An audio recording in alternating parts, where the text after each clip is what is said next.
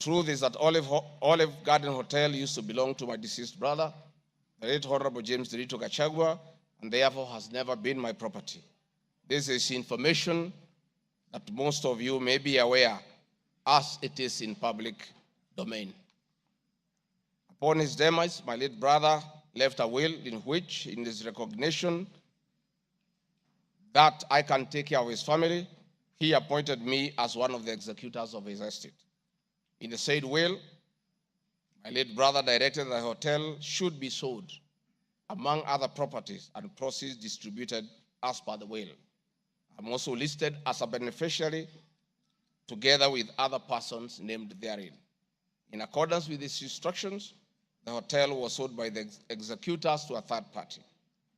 Owing to the above, I do not own the hotel and have never owned it, contrary to accusation in the motion. For the benefit of this august House and the general public, I have annexed to this response copies of the following supporting documents: my late brother's will, sale agreement dated 17th May 2023, an official search for Olive Garden Hotel Limited. Mr. Speaker, Vipingo Beach Resort, just as in Olive Garden above, this allegation is also false. Vipingo Beach Resort belongs to the estate of the late James Ruto Gachagua. For the benefit of this House and the general public, I have attached annexed to this response copy of the official search for Vipingo Beach Resort Limited, confirming that the hotel is still in the name of my little brother's estate. Queen's Gate Service Apartments. The allegation is also false, as the property belonged to my late brother. Queen's Gate Service Apartments, registered in the name of Vipingo Beach Resort Limited, was sold to Cooperative Bank of Kenya Limited, Staff Retirement Benefits Scheme, as evidenced by the agreement for the dated 4th May 2022 and a transfer dated 5th October 2022, marked Annex RG6. Land parcel Ruguru Kiamariga 2023 in Madeira East constituency, which have originally constructed a helicopter landing facility. My response is, I do confirm that I own the above referenced property, which is approximately 2.5 acres in size, and which I have planted napier grass for my dairy cows. I purchased the land in the year 2023 for 3.5 million from farm proceeds coming from my dairy farm. I have read through the motion, and there is no iota of evidence adduced of the impropriety in the way I acquired this small property. Finally, on this matter, I wish to confirm that there is no helicopter landing facility for this particular parcel on the motion. This part is also false. I attach a copy of the agreement for purchase of this property, marked Annexure RG7. 40 acres of land purchased in Kakuret within Kabraine in Nyeri County. My response: I confirm that I own a property, having bought it in 2015, a time when I was not a state officer. I had not even been elected as Member of Parliament from the Honorable Joroge Wainaina, Member of Parliament for Kenny, who is present in his house, or I'm not sure whether he's present. Therefore, this property I purchased 10 years ago, and not 2 years ago during my tenure as Deputy President, and as indicated in the motion, the allegation is false. I have read through the motion, and there is no iota of evidence adduced of any impropriety in the way I acquired this property. For the benefit of this august House and the general public, I have annexed to this response copy of the agreement for sale and purchase of this property, marked as Annexure RG8. 80 acres of land in Meru County. For the record, I wish to confirm that I do not own 80 acres of land in Meru. This allegation is false. However, in the spirit of full disclosure, I would like to confirm that I have purchased 29 acres of land in Meru, the land of my mother, which I bought on around 9 February 2024 through a loan granted to me by Solution Circle Limited, which I am a member. This said circle has a charge registered against the title, which it continues to hold as security until I fully repay the loan. For the benefit of the August House and the general public, I have annexed to this response copies of the agreement of sale marked RG9 and a letter dated 15 July 2024 from Solution Circle Limited confirming that they financed the purchase of the property marked Annexure RG10. Dairy farm in Nyandarua County. My response is I do not have a dairy farm in Nyandarua County, therefore this allegation is false. The land in Nyandarua has no single animal. Companies. The motion alleges there are 22 companies owned by my family members and which have been used to massively launder money and conceal proceeds of crime, corruption, and benefit from influence peddling. My response is the mover of the motion has listed the 22 companies associated with me and has alleged that they have been used to massively launder money and conceal proceeds of crime, corruption, and benefit from influence peddling. I've carefully gone through the motion and I have not seen any evidence to support or prove the allegations therein. It is not clear to me how to respond without having seen any evidence incriminating the companies. I would like to be clear that these companies have not been involved in any illegal activities, and I believe that is why the mover of the motion has not tabled any evidence of impropriety with respect to the companies. It does appear to me that the mover of the motion was so meticulous to get all the companies associated with me and my family, and I believe that he also had evidence of illegalities committed by the companies, he would have shared or tabled that for the record. However, it is not possible to get evidence of illegality where there is none. Having said the above, allow me just to mention a few companies because there are many.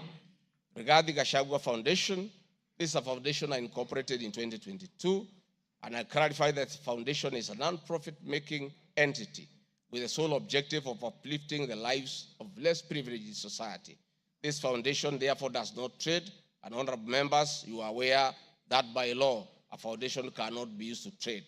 Since incorporation, the foundation has received a total of 12 million shillings, which has been utilized as per the schedule marked Annexure RG11, which is paying school fees for children in Pwani University and other universities across the country.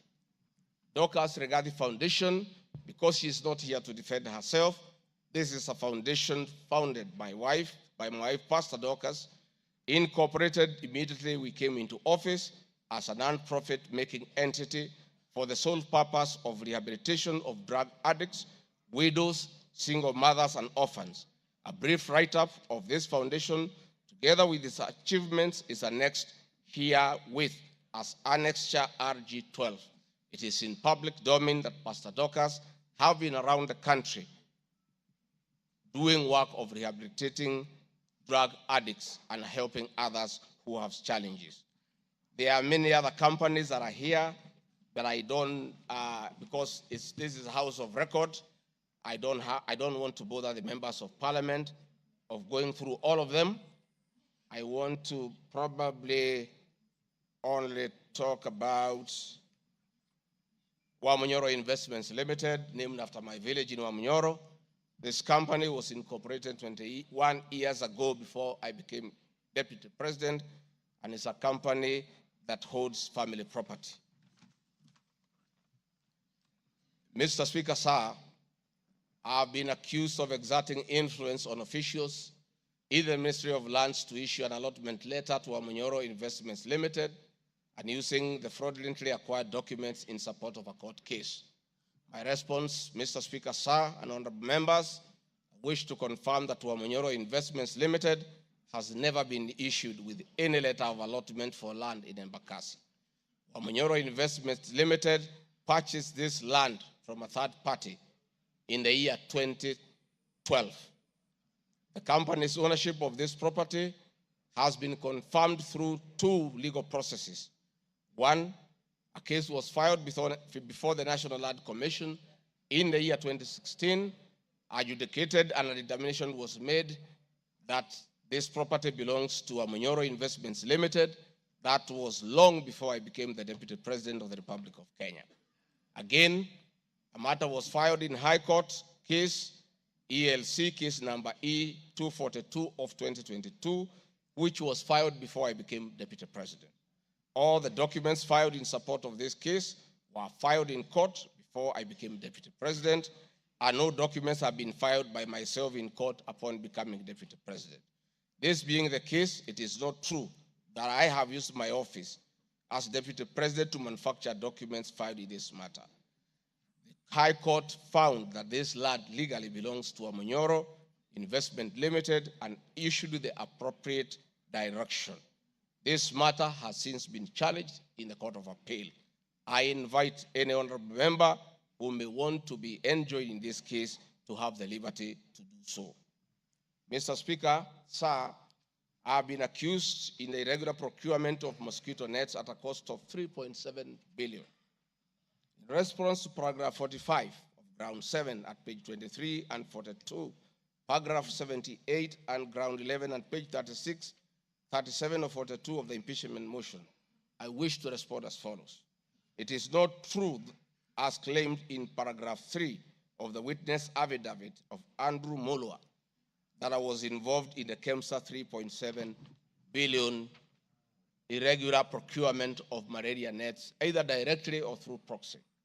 Further, Shobika Impeached Limited was not awarded the subject tender as the acting director of procurement, Dr. Justice Kinoti, by letter 5th May 2023, formally notified Shobika Impeached Limited that its bid was unsuccessful because its tender security was not paginated and the tender was hence non-responsive.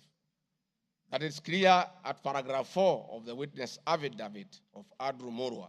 He contradicts himself by claiming that on 11 July 2023, I pressured him to surrender the original bid board, yet by the letter dated 5th May 2023, KEMSA had requested for collection of the original bid. Thus, there was no cause to pressure to be exerted on Mr. Molwa for any other purpose.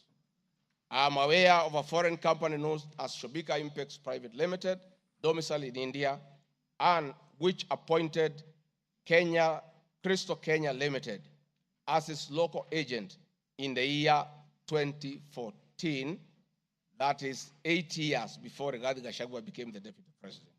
To date, Crystal Kenya Limited has complied with the agency terms between itself and Shobika Impeached Private Limited, annexed hereto and marked as Annex RG18 in an appointment agency letter by Shobika Impeached Limited in the year 2014.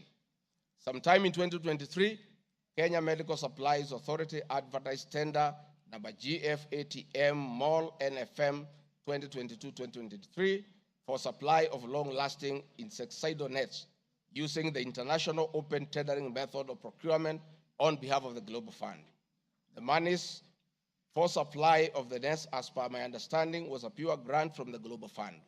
I am aware that Shobika Impeached Limited still participates in doing business with and has not been debarred by the Global Fund to date. I believe being technically qualified to provide and deliver the goods subject of the tender document, having the financial ability to do so, and without their participation or assistance from Crystal Kenya Limited, Shobika Impeached Private Limited independently participated and submitted in its bid in response to the subject tender pursuant to an invitation by KEMSA. Having not participated in the subject tender, Crystal Kenya Limited did not submit any of the documents in response to the subject tender. Specifically, Crystal Kenya Limited did not submit a bid board or tender security in its name in response to the subject tender. It is therefore not true that Crystal Kenya submitted a fake bid board with an intention to fraudulently acquire public property. It is also not true that with my sons, I used Crystal Kenya to massively launder money, conceal proceeds of crime, engage in corruption, and benefit from influence peddling. Subsequently, by the letter 5th May 2023, KEMSA notified Shobika Impeached Limited that it was not successful because the tender security was not paginated and requested Shobika Impeached Private Limited to collect its bid security from the procurement office immediately. Annexed hereto and marked Annex RG19 is a said letter by KEMSA dated 5th May 2023. However, EACC commenced investigations of the subject tender, and on conclusion of the investigation by EACC and the Senate on the subject tender, KEMSA CEO Terry Ramadhani, who had been suspended on this issue, was appointed Kenya's Deputy High Commissioner in New Delhi, India by President William Ruto. Thereafter, Crystal Kenya Limited, a Shobika Impeached Limited agent in Kenya, followed up in the release of Shobika Impeached Private Limited's bid board tender security on behalf of Shobika. Annexed here to and marked Annexure RG20 is an email from Shobika Impeached Private Limited email addressed to Crystal Kenya Limited, together with a letter of even date confirming that Crystal Kenya Limited had authority to collect their bid board. KEMSA was mandated to immediately release the bid board tender security upon determining that Shobika Impeached Private Limited was unsuccessful in the subject tender, and that is why they requested that the same be collected from its procurement office. KEMSA did so, as can be seen in its letter dated 11 July 2023, annexed here to and marked Annexure RG21 in the said letter by KEMSA dated 11 July 2023.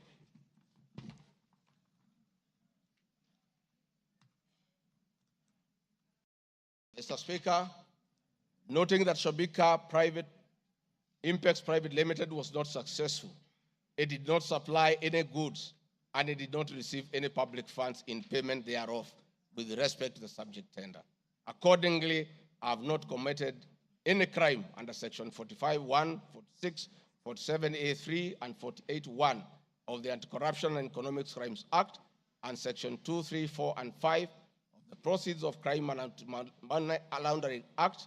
Further, I have not breached Section 34 of the Leadership and Integrity Act, for I did not bully any state or public officer with respect to the subject tender, and specifically, no evidence has been tendered to support the allegation at paragraph 78C of ground 11 at page 37 of 42 of the motion, which alleges that I summoned procurement officers in ministries and institutions, instructing them to direct procurement of goods and services in a specific manner.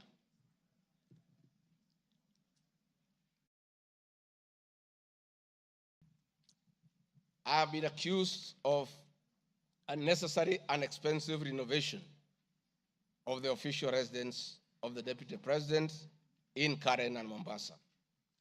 Mr. Speaker, firstly, I would like to state that funds for the renovation of the official residence were approved and allocated by this Honorable House based on the fact that the premises had been neglected for a very long time when Dr. William Ruto was Deputy President.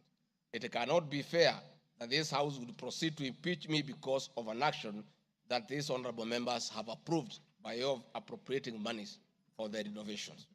Mr. Speaker, the contract for the refurbishment of the official residence of the Deputy President, dated 22nd December 2022, was signed by Honorable Katole Metito, the Controller of State House, Office of the President, and Agrobic Investment Limited that was awarded the tender, because the Controller of State House at that time was the accounting officer in charge of the Office of the Deputy President. The report of the Auditor General, Mrs.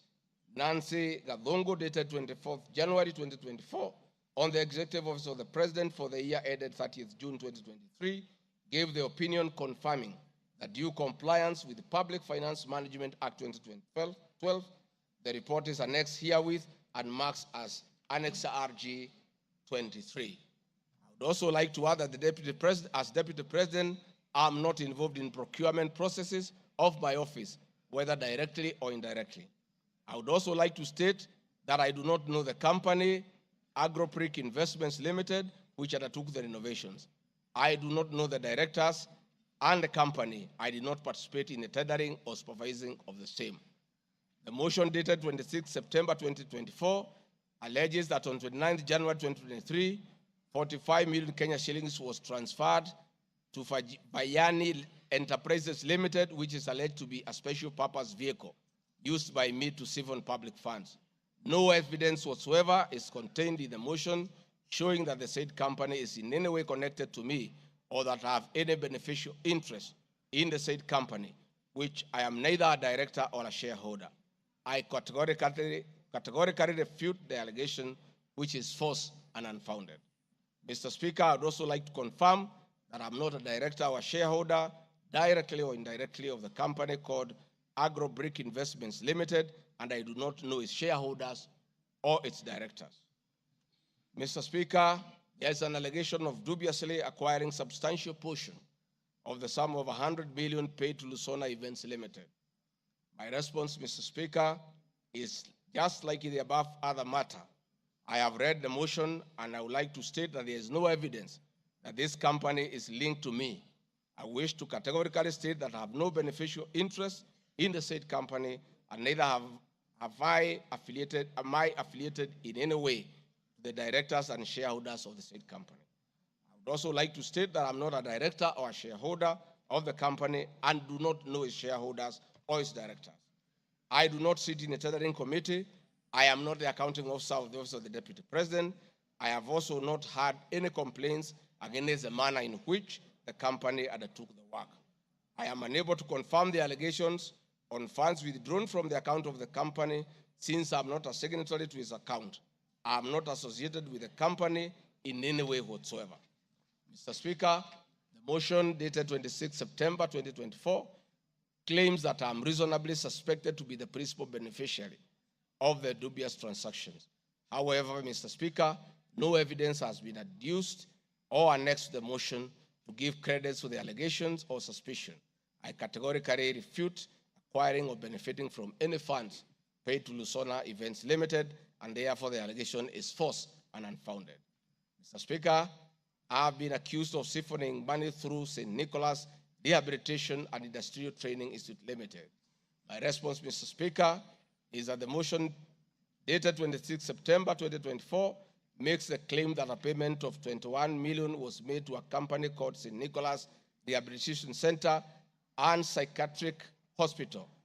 Then subsequently payment was made to Umalari Motors Limited. The motion claims that it is suspected that the entire transaction was used by me to siphon public funds and the payments typify money laundering transaction. I am not a director or a shareholder of this company, and I've never received any payments from this company. Similarly, I'm not affiliated or related to the shareholders and directors of the two companies. No evidence has been annexed to the motion showing that I was a beneficiary of the funds paid as alleged. I wish to point out that I'm not the accounting officer in the Office of the Deputy President, and I'm not aware that the payments made to this company by the office. The allegation is therefore false and unfounded. Mr. Speaker, there is an accusation of alleged sensational but false accusations against the Honorable Lady Justice Esther Maina. My response, Mr. Speaker, it is alleged in the special notice motion on ground 4 on page 14 at a gross violation of the Constitution that I publicly attacked the Honorable Lady Justice Esther Maina and forcefully threatened to bring action against her. First, Article 160, Sub-Article 5 of the Constitution provides that the judge cannot be found liable in a court of law for actions taken in good faith in lawful performance of their work. This provision is not a bar on freedom of expression guaranteed at Article 33 of the Constitution, nor a bar of the right to seek redress for legal wrongs simply because a wrong is committed by a judge. The exit multiple legal fora in which to take action against a judge for any actions that are not lawful. My statements were protected speech consequent to a decision by the learned judge in a matter involving my personal assets, which I disagreed with and found to be wholly unfair. The matter having been concluded at that stage, my criticism of the decision was not sub judice, nor in any manner prohibited by law. While I respected the ruling of the learned judge, I was in absolute disagreement with it. Contrary to the assertions in the special motion, I did not falsely threaten to bring action against the learned judge. I took actual legal action available to every citizen of Kenya under Article 160B, subsection 2 of the Constitution, which allows any person to petition the Judicial Service Commission for removal of any judge and filed a legal complaint before the Judicial Service Commission, JSC, in March 2024. The complaint being live before JSC, discussion of the conduct of the learned judge in the said manner here would be sub judice. A copy of the complaint is annexed herewith and marked Annexure RG 24.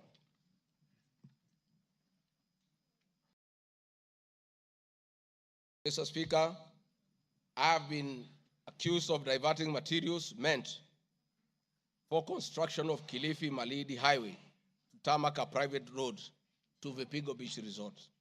My response, Mr. Speaker, I reiterate that Vipingo Beach Resort is registered in the name of the estate of my late brother, Honorable James Gachagua. Number two, the facts are as follows. King Charles III visited Kenya between 30th October 2023 and 30th November 2024. During his state visit, one of the designated places where King Charles III was to visit was Kuruitu Marine Conservancy, which shares a road with Vipingo Beach Resort. I have annexed a copy of the program for the state visit to Kenya by King Charles III, marked as Annex RG 25, which at page 13 on items 63 and 64 shows his departure and arrival at Kuruitu Marine Conservancy. There are several media reports confirming the visit by King Charles III to Kuruitu Marine Conservancy. I have annexed extracts of the media reports by the Star newspaper dated 7 November and by African News marked as Annexure RG26. My understanding is that the road to Kuruitu Marine Conservancy was upgraded in respect of this visit, which also to benefit the local community, including amenities like Sheriani Secondary School, Sheriani Primary School, a mosque, and a public market as part of the corporate social responsibility. I wish to point out that the alleged road, that is Takaungu Sheriani Vipingo, is a public road and not a private road leading to any property associated with the Deputy President, but a public road. Mr. Speaker, I have been accused of undermining the President and the Cabinet by allegedly making contradictory public statements from the position taken by Cabinet regarding the evacuation of the people residing along the Nairobi River. My response, Mr. Speaker, is that Article 147 of the Constitution provides that the Deputy President shall be the principal assistant of the President and shall deputize the President in execution of the President's functions.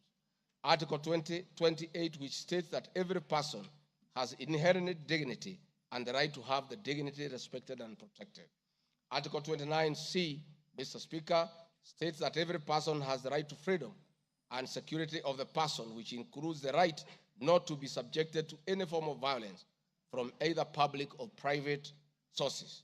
Section 15G1 of the Land Act states that notwithstanding any provisions to the contrary in this act or in any other written law, all eviction shall be carried out in a strict accordance with the following procedures.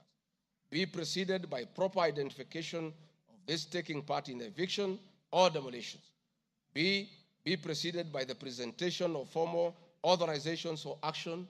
C, where groups of people are involved, government officials or their representatives be present during an eviction. D, be carried out in a manner that respects the dignity, right to life and security of those affected. E, include special measures to ensure effective protection to groups of people who are vulnerable, such as women, children, the elderly, and persons with disabilities, including special measures to ensure that there is no arbitrary deprivation of property or possessions as a result of the eviction.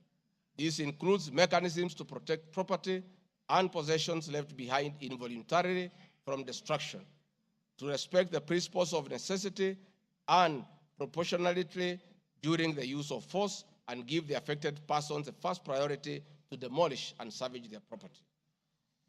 Critically, our Constitution provides at 147(2) that first the Deputy President shall perform the functions conferred by this Constitution and any other functions assigned by the President. Pursuant to Article 3 of the Constitution, I, as well as every other citizen of Kenya, and state or public officers have an obligation to respect, uphold, and defend this Constitution in performing any of my functions. This, the national values and principles of governance contained in Article 10 of the Constitution by those state organs, public officers, and all persons, including myself as Deputy President, wherever we make or implement public policy decisions. In addition to this matter, Mr. Speaker, these national values and procedures include the rule of law, democracy and participation of the people, human dignity, equity, social justice, inclusiveness, equality, human rights, non-discrimination, and protection of the marginalized. Adherence to these principles become extremely important when we as state officers are contemplating legal evacuation of citizens with a duty to avoid inhuman forced eviction that will be contrary to our Constitution and international law. While campaigning with President William Ruto, and subsequently when I was sworn in as Deputy President, the President and I promised as a key pillar of the Kenya Kwanza government that there will be no forced or unlawful evictions and that all evictions will be human and entail legal compensation. Mr. Speaker, the Office of the Deputy President has undertaken extensive engagement with all parties in regard to cabinet decisions on eviction, which I fully support, including the Nairobi River, which is an entity under the Office of the Deputy President and the County Government of Nairobi. Adherence to these principles become extremely important when we, as state officers, are contemplating legal evacuation of citizens with a duty to avoid inhuman forced evictions that will be contrary to our Constitution and international law. Guideline number 6 of the United Nations General Assembly Guidelines for the implementation of the rights to adequate housing prohibits forced evictions, and that the state should ensure that any eviction under domestic law are fully compliant with international law. The guidelines further require meaningful engagement with communities to ensure that the rights of residents are implemented cooperatively without the need for eviction procedures or police enforcement. Of government directives on the eviction, save for the fact that on being informed that the persons residing along Nairobi River would be evicted and paid 10,000 shillings only, which I and many other Kenyans felt was inadequate compensation for eviction. I insisted that the government should abide by the constitutional dictates and international norms while implementing any cabinet decisions, including eviction, and maintain the dignity of the citizens of Kenyans facing eviction. My statements did not and cannot be construed to undermine the president by insisting that people should not be evicted inhumanly and without adequate compensation. Mr. Speaker, I've been accused of undermining devolution by allegedly holding a meeting in Nairobi Wakulima Market. The motion alleges that on 28 September 2024, I unlawfully interfered with the running of the Nairobi City County government by holding a public rally where I allegedly incited citizens against lawful directives of the county government on planning and allocation of markets. My response, Mr. Speaker, is that the motion alleges that on 20 September 2024, I unlawfully interfered with the running of the Nairobi City County government by allegedly inciting citizens against lawful directives. Article 6(2) of the Constitution provides that the government at national and county levels are distinct and interdependent and shall conduct their mutual relations on the basis of consultation and cooperation. This being the case, it cannot be said that there is a violation of the Constitution when someone from the national government makes a comment on matters relating to county governments. The traders had sought me out to intervene and request the governor on their behalf to dialogue with them and seek a solution to the grievances with regard to the relocation of markets. I request that a video, annexed RG video 3, be played for the benefit of members to say what I said.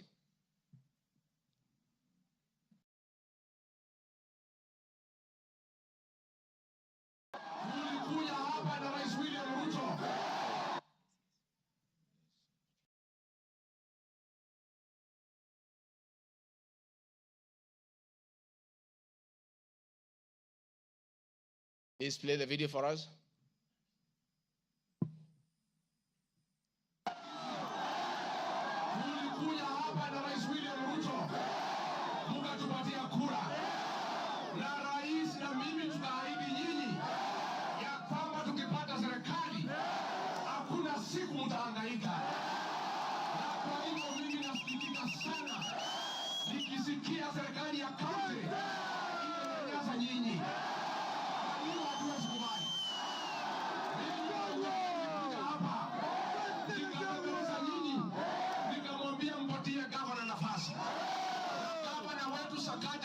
Tukakubaliana ya kwamba akiwa gavana wa Nairobi, Rais William Ruto akiweko, mdogo wake wafanya wafanyabiashara wetu watapata nafasi ya kufanya kazi yao. Na mimi nataka kuomba kwa heshima. Wale wote ambao tumepatiwa nafasi ya uongozi na Wakenya, tukumbuke ya kwamba tulipata nafasi ya kuongoza kupitia kwa kura ya wananchi. Na tukumbuke ya kwamba wakubwa wetu, wadosi wetu ni Wakenya. Na hakuna siku tutaweza geuka Wakenya. Sababu ndio walitupatia nafasi ya uongozi. Si nyinyi mlituandika kazi? Kwa hivyo mimi niseme ya kwamba niliuliza gavana mketi chini, kuwe na mazungumzo, kuwe na maelewano. Watu ni wananchi na wananchi ni watu ya kusikizwa. Mimi niko hapa kumhakikishia ya kwamba nimemuuliza gavana kwa heshima, na mimi sina kiburi. Mimi namuomba akiwa kiongozi wetu hapa Nairobi, asikuwe mtu ya kugeuka watu walimchagua. Mimi nimeomba na nimemwambia yeye akubali aketi chini na kamati. Hii soko ime... Thank you, Mr. Speaker. My counsel has just drawn my attention that in my earlier explanation on Nairobi River, I have a video 1 and 2 that I would like you to play so that I buttress my point on what I meant. Please, video 1 and 2. People of Kenya to work hard. We don't have a choice. Once we try to fix this economy and create a good working environment where we don't criminalize enterprise, where ordinary Kenyans are allowed to work, where businessmen are not harassed by KRA,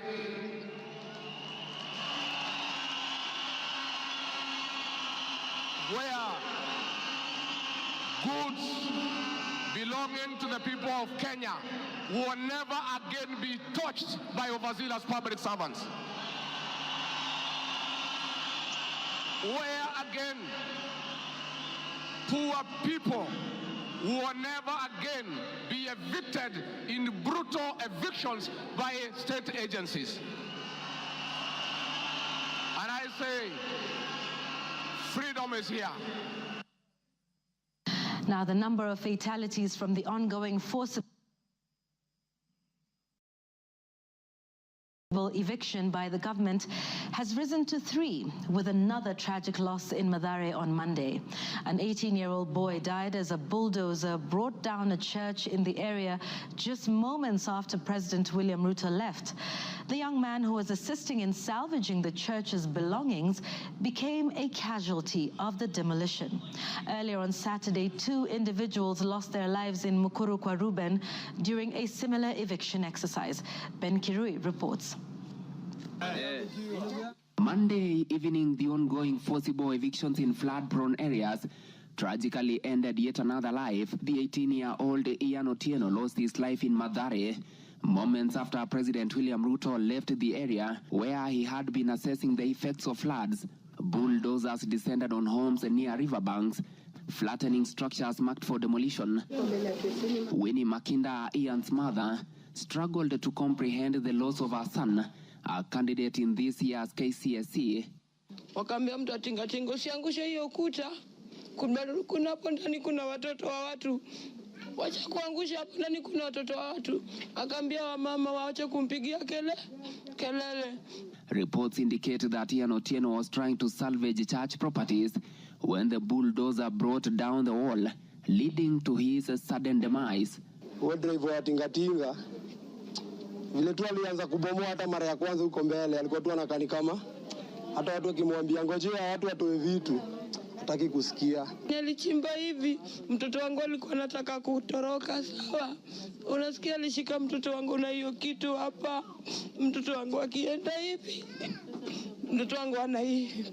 His death led to demonstrations by residents, prompting police intervention. The law enforcers lobbed tear gas canisters to disperse rioting residents. Watu wakachukua mwili tena tuonyeshe maaskari yenyewe wametulia mtoto. maskari kutuona kwa gate, wakaanza kutoa gun, wakaanza kulipua shoot. Residents insist they will comply with government orders to vacate houses along riparian lands only if provided with alternative housing solutions. Saturday's demolitions in Mukuru kwa Ruben claimed 2 lives and injured 3 others, sparking outrage among residents who blamed the government for forcible evictions despite many not yet being relocated. Last week, the government mandated the evacuation of all residents from risky areas within 48 hours, including those near dams, those in areas prone to mudslides, and Kenyans residing on riparian lands.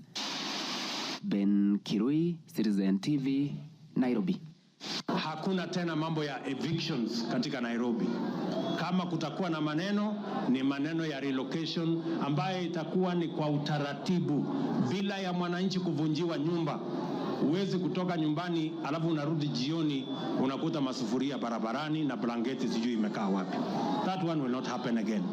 We want to make sure that we are an orderly, humane society that respects the right of everybody, irrespective of who they are or irrespective of their financial status.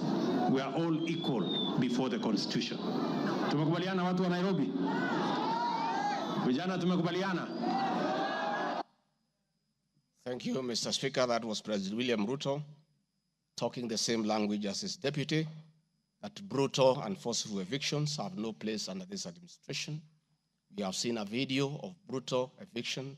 We have seen young children crying in tears. The deputy president is being accused of undermining his boss by just doing what his boss said, that we should never forcibly, brutally evict the people of Kenya. Mr. Speaker, the leadership of Nairobi business traders approached me sometime in March 2024 at the official residence to discuss multiple issues affecting business and requested engagement in the solution and intervention on these issues. Consequent to this meeting, I directed that short, medium, and long-term strategies be undertaken, coordinated by the Office of the Deputy President, to address the issues raised that cut across various agencies, including KRA, Kenya Post Authority, Anti-Counterfeit Authority, Kenya Bureau of Standards, the National Police Service, and the Kenya Copyright Board. On 11th April 2024, the Small Traders and Government Agencies Technical Committee, coordinated by my office, held a meeting to discuss issues raised by the small traders, including Muthurwa Market, attended by the Office of the Deputy President staff, in a supportive role in keeping with the draft framework of cooperation and engagement between the government, the Nairobi City County government, and Nairobi business traders.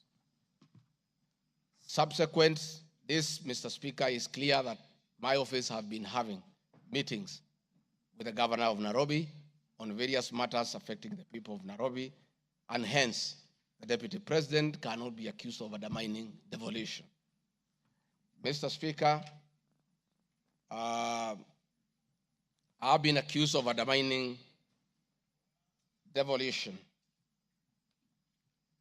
by allegedly holding meetings to fight alcohol.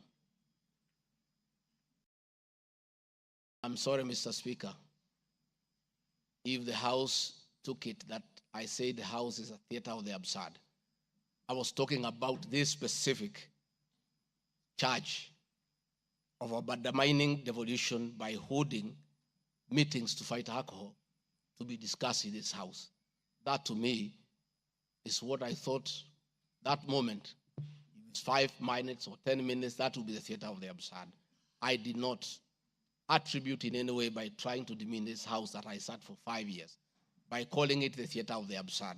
But this particular charge, Mr. Speaker, drug and alcohol problem in Kenya has been on the increase, and many of our youth have become addicted to alcohol and their lives destroyed because it causes them to drop out of school and start engaging in petty crime to look for money to buy alcohol. I'm a strong advocate for youth rehabilitation from alcohol and substance abuse, which I continue to encourage and support in order to save our future. With regard to alcohol control and regulation, I wish to state that I have held several meetings with the governors in Meru, Chuka, in Mombasa, in Nakuru, in Nyeri, and the efforts that President William Ruto asked me to lead in eradication of illicit brew has been very successful, and we have been working with governors and county assemblies who have been developing legislation on the control of licensing of alcoholic drinks. If there is one program that has had the best working relationship between county governments and the national government, it is this particular program. I'm a bit emotive about illicit alcohol because I lost my brothers. One who was a medical doctor to alcohol, another who was a farmer to alcohol. I take it passionately. I don't know who complained about this particular charge. I have not seen evidence of any complaint, and I have not had any person in Kenya complaining that the deputy president is undermining with the devolution by leading the war on illicit brews and drug abuse. Whatever this house decides tonight, and the other subsequent house, whatever happens to Rigathi Gachagua, whether he's in or out of office, this war must continue and must be won for the sake of our children. I want us to watch video number 4, RG4. Leaders, those of us who have been elected, Madam Waiguru, Governor Kahiga, Badirisha, Kangata, Wamatangi, what shall we tell our people? Where are we? What shall we tell the people who elected us? When we meet them, what shall we tell them? When our children got wiped out by alcohol and drugs, where are we? We'll have nothing to say. Dede Nyoro, Kimani Ichung'wa, Madenge, mutaambia watu nini? Ukami, mutaambia watu nini? So please, this forum here today, let us be open and candid. Speak from your heart. Let us know what ails us. What is it must we do? We have the support of the president, and he is waiting. He has told me by 7 p.m. today, he wants a report. He cannot accept the situation. He cannot. Neither can I. And none of you should accept this situation. It is not right. It is not fair. It is not acceptable. We must deal with it as leaders. And we are here, we are all leaders. As an OCS, you are a leader. That's why you have been given that responsibility. As an ACC, you are a leader. County Commissioner, wewe ni kiongozi. DCIO, wewe ni kiongozi. Sisi ni viongozi. Na juu ya hayo, sisi ni wazazi. Tafadhalini, tukubaliane, tutafute suluhisho. Na tukipata, tuende tufanye kazi. It is possible. It is doable. It is something that we can do. Thank you, Mr. Speaker. It's very clear that the meeting had all governors, members of parliament who are present here today, policemen, everybody, and we are all in agreement that the war must be won. It cannot, but the deputy president should be impeached for leading the war on alcohol. Sensational statements against the National Intelligence Service, its Director General, and officers. Mr. Speaker, during the assumption of office, I took an oath of allegiance in the following terms. Oath or solemn affirmation of allegiance to the President, Deputy President. In full realization of the high calling, I assume as Deputy President of the Republic of Kenya, I do swear solemnly affirm that I will be faithful and bear true allegiance to the Republic of Kenya, that I will obey, preserve, protect, and defend this Constitution of Kenya, as by law established, and all other laws of the Republic, that I will protect and uphold the sovereignty, integrity, and the dignity of the Kenyan people. So help me God. That is the oath that I took in Kasarani. Article 239, Article 3 of the Constitution provides that in performing their functions and accessing their powers, the national security organs and every member of the national security organ shall not act in a partisan manner, further in the interest of a political party or cause, or prejudice a political interest or political cause that is legitimate under this Constitution. Article 239, Subarticle 5 of the Constitution provides the national security organs are subordinate to civilian authority. In relation to this allegation, I wish to state that the National Intelligence Service holds a very critical role in ensuring the safety and security of our country.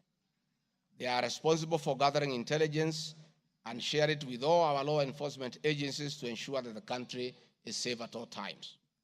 Consequently, when the country was caught flat-footed with regard to the scope and extent of the public's dissatisfaction with the Finance Bill 2024, which degenerated in a Gen Z protest, it pointed to the failure of the National Intelligence Service in carrying out its mandate.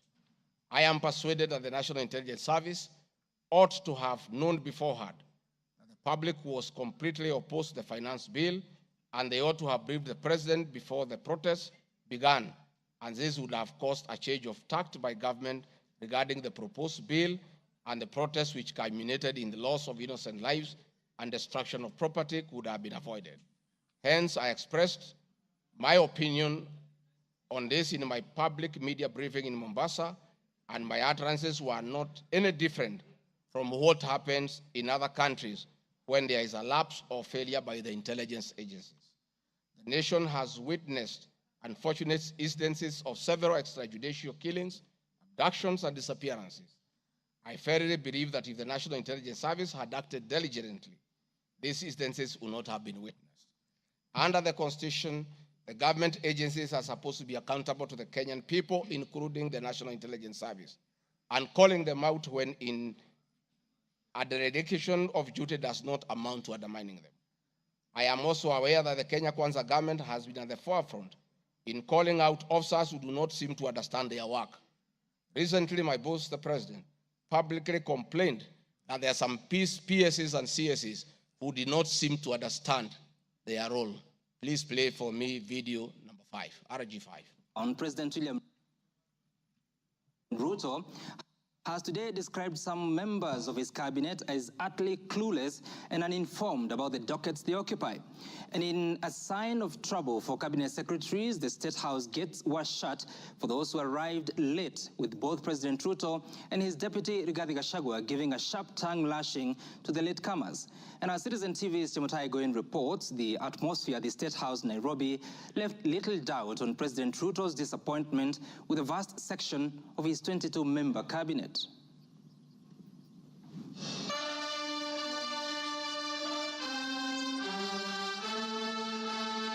A cold morning in Nairobi, but the seats on the State House grounds came ultra-heated, particularly for cabinet secretaries. The cabinet members came here to sign performance contracts, but the oral appraisal of the day spurred anything between trouble and outright doom. If you cannot keep time with your employer, you have basically dismissed yourself. I mean, it's just as simple as that. So, for those who came late, who are members of the executive, I will be expecting a written explanation, and it should not include matters of traffic. Punctuality was at issue, with some cabinet secretaries being locked out of State House for lateness. And from the podium, the president and his senior lieutenants were unforgiving. Nimeona watu wale wamechelewa, nikaona rais unaniona nimemjua. Nikaona uso yake nikajua hapa kimeumana. Sababu leo ni siku ya performance contract. Ile siku muhimu sana ya kuja kuweka. Na wewe umefika pale, rais amekaa. Tayari amekaa na ndiye rais wa Jamhuri ya Kenya. Wewe umechelewa ukiwa kuona nani? Who else have you gone to see? One of the things we need to learn in our performance contract is to beat the traffic. For the 19 cabinet secretaries present, the atmosphere at State House progressed from bad to worse as President Ruto and his deputy Rigathi Gachagua issued a blistering assessment of the performance of the cabinet members. Many of you, the people I speak to, don't even know what is going on in your ministries or departments. You have very scanty information. The moment I know more than you in your ministry, then you must begin to understand that something is very wrong. How do you run a ministry or a department or a parastatal if you have no information? That is the highest level of incompetence. Those of us who came with the president from the political space and who are his friends, and we assisted him to become president. Once he gives us a job, that is the termination of that friendship. The friendship with the president will be based on nothing but performance. From travel habits to basic work ethic and even media appearances, it was a brutal ground zero appraisal for the cabinet. Why do you have to honor every invitation that you have been given to every country?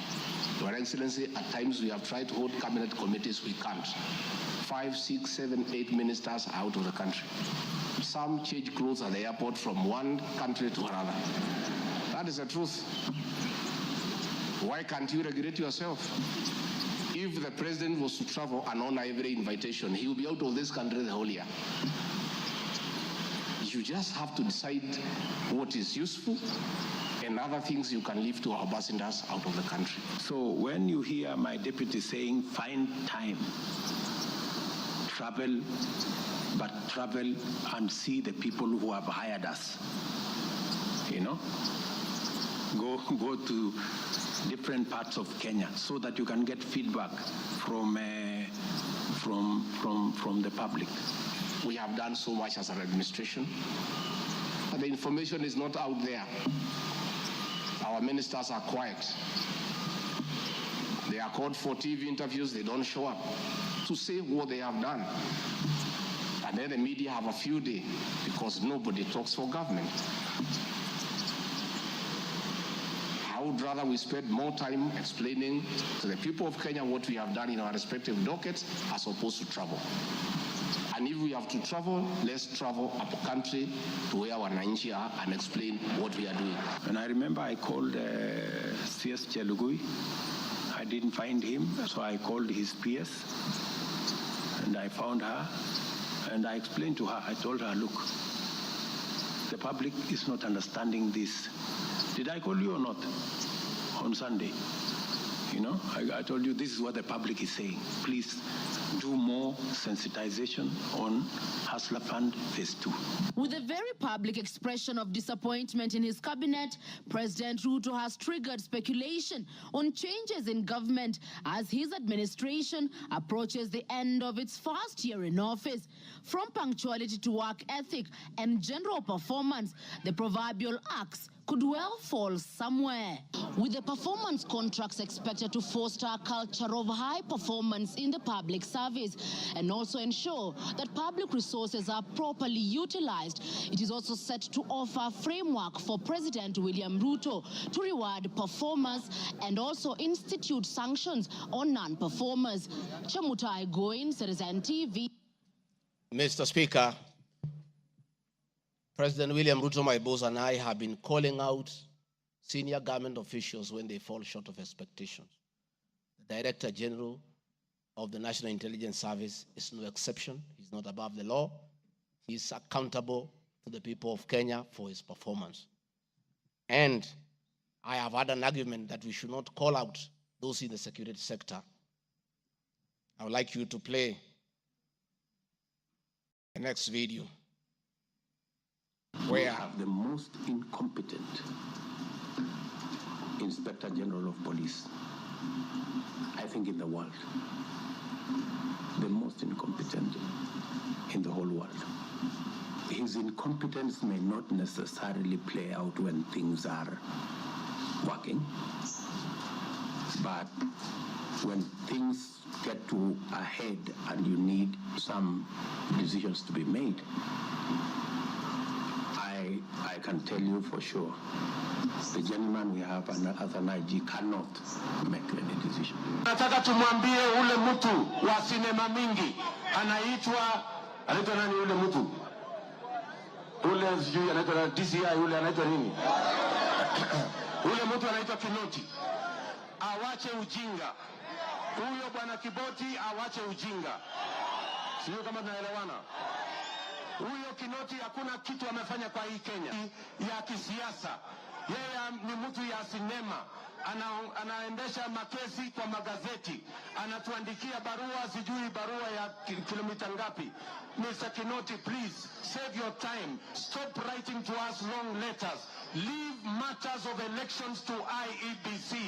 You have no business in IEBC. You have failed as DCI. We don't want you to fail our elections. Tunaelewana?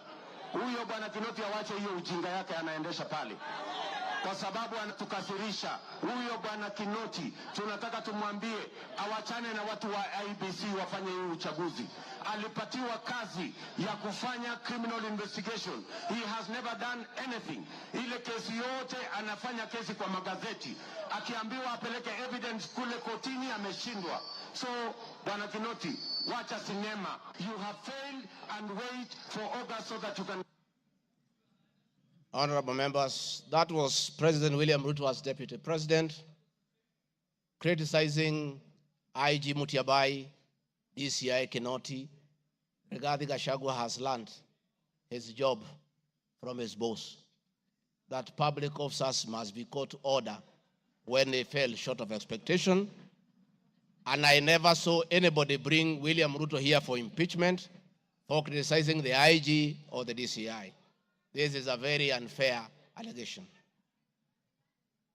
Mr. Speaker, it is also reported by media that the IMF has already warned about impending unrest during the people's dissatisfaction with the 2023 and 24 finance bill. Many of you will recall, Mr. Speaker, after the September 11th terrorist attack in the US intelligence agencies were massively criticized, and an inquiry was even opened to investigate why their intelligence agency was not able to detect and thwart the attack. All we are saying is that our National Intelligence Service is accountable to the people of Kenya for its performance. Mr. Speaker, conniving with cartels in the tea sector to block KTDA from implementing guaranteed minimum return, Mr. Speaker, I am here to see a shred of evidence to that effect, and I have nothing to say. I have seen an allegation that we have not been able to do coffee reforms, Mr. Speaker, out of my work, coordinating coffee reforms. The Cooperative Bill 2023 and the Coffee Bill 2023 is before this House. I request this House, after these impeachment proceedings, to embark on those two bills so that the coffee farmers can realize the full benefit of the coffee reforms that we have initiated. There is another allegation that I have taken control of a local cooperative society in Madeira constituency. I don't know the name of that constituency, of that cooperative. It is false. I am here to see any evidence. I have nothing to say because there is nothing to be said. On the issue of shareholding, which I think members are interested in listening to, I listened to you this morning, and it was quite emotive. By virtue of provisions of the third schedule of the Political Parties Act, the constituent parties of the Kenya Kwanza Coalition entered into various agreements, which were deposited with the Speaker of the National Assembly and the Speaker of the Senate for purposes of Article 108 of the Constitution of Kenya. The following were members: UDA, ANC, Ford Kenya, PA, Farmers Party, Chama cha Kazi, Communist Party, Economic Freedom Party, Service Party, Tujibebe wa Kenya Party, Umoja na Maendeleo Party of Kenya, and the Democratic Party of Kenya. In accordance with the provision of Clause 3, Schedule 3, a power sharing agreement and development agenda for the certain regions of Kenya, I attach copies of these agreements, RG 32. All those agreements talked about specific regions. The leaders who appended their signatures canvassed issues of appointments to do with specific regions. Power sharing agreement between UDA and ANC and Ford Kenya, for example, say that the UDA would nominate the coalition president, the presidential and deputy presidential candidates that was honored. The president would guarantee the stature, the dignity, and financial and operational autonomy of the office of the deputy president, which I have been insisting on because it's part of the coalition agreement. The ANC would be allocated the position of the prime cabinet secretary, which has happened. Ford Kenya would be allocated the position of the Speaker of the National Assembly, and that is why Honorable Masika Wetangula sits here today. In accordance with Article 2 of the Power Sharing Agreement, ANC at Ford Kenya would have a 30% share is a word, of the national government positions. This drives my utterances about shareholding. It is embedded in all these agreements that are attached here for you to read. I heard this morning an honorable member saying that the deputy president said the people of Ukambani will not get resources because they did not vote for Kenya Kwanza government. That is not true. The deputy president of the Republic of Kenya does not allocate resources. Resources for the development of the Republic of Kenya are appropriated by the National Assembly of Kenya, where I am today. The deputy president will help the president to oversee the implementation of funds allocated and appropriated by the National Assembly. It is therefore not possible that the deputy president of the Republic of Kenya has the capacity to deny any part of Kenya resources because of the way they voted. The decisions on how resources will be allocated for the development of the Republic of Kenya are made here by the honorable members. If your area has no development, please don't impeach the deputy president. Don't accuse him of not giving you resources. You are in this house to make sure that your area where you come from is allocated appropriate resources, because that is your job. The agreements are attached, therefore I don't want to go into them. Let me say my speeches on the shareholder issue were informed by the aforesaid power sharing covenants, which are founded on law, having been deposited with the registrar of political parties, and lessons learned from the well-known disputed 202 NAC power sharing agreement. Further, sharing agreements are a feature of government formation in all democracies in the world that provide for the formation. My pronouncements on the issue, properly understood, are not only anchored in law, but entirely harmless and incapable of being construed as a basis for ethnic animosity, a danger to national cohesion, or a threat to national unity. On the contrary, coalition building has been one of the most important innovations since the disputed 2007 elections in ensuring stability, equitable sharing of political power, national cohesion, and fostering of national unity. Indeed, Kenya Kwanza main opponent in 2022 general election, Azimio la Umoja Coalition, One Kenya Coalition Party, was a political party consisting of 25 political parties who also executed a power-sharing agreement based on shares. I'm also aware that the Jubilee Coalition that executed a 50-50 power-sharing agreement between TNA Party and URP Party for 2013 general election. I have thus not violated Section 13(1)(a) and 62 of the National Cohesion Integration, nor has this commission summoned me to explain any of my comments and how it can affect cohesion. However, notwithstanding the said power share agreement, upon election as deputy president, I went out of my way, as required by the Constitution of Kenya, to serve all Kenyans regardless of their political preferences during the election or ethnic origin. I now produce the following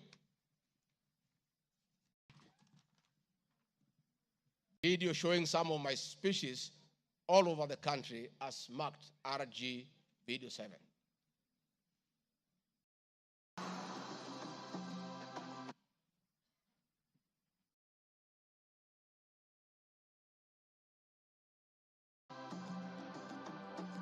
We want want to confirm to the people of Nyanza that the Ruto administration will serve all Kenyans, those who elected us and those who did not.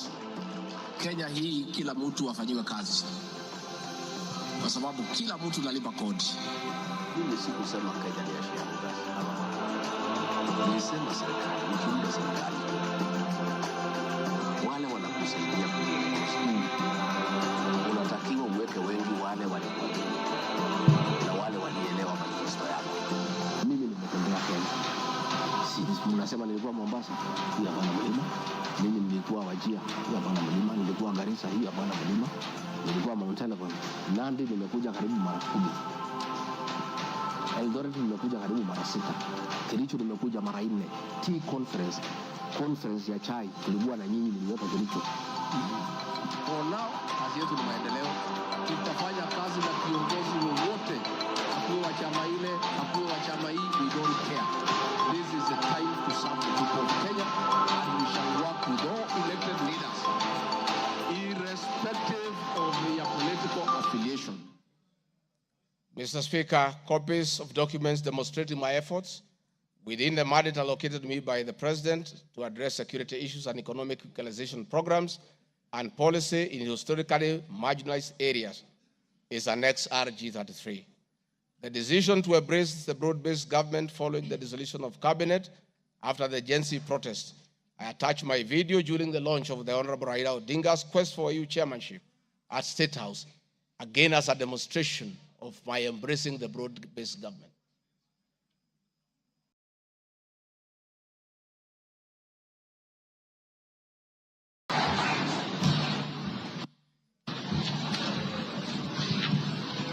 Your Excellency, Dr. William Ruto,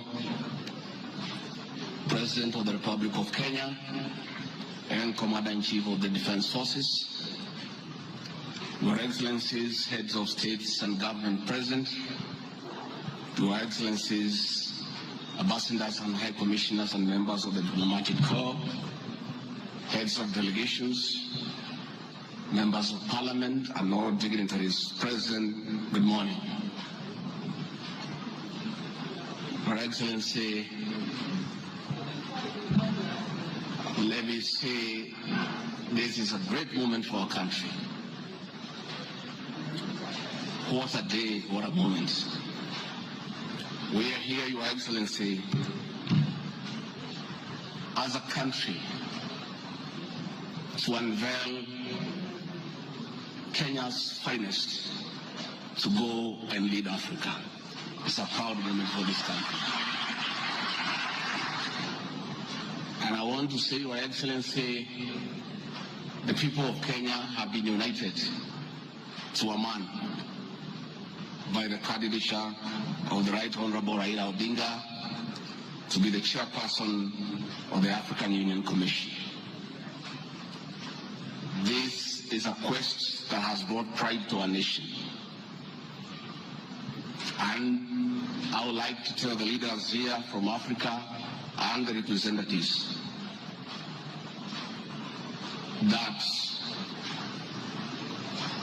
as a country, as we present the Honorable Raila Odinga to be our candidate, it is because Africa, our motherland, deserves the best.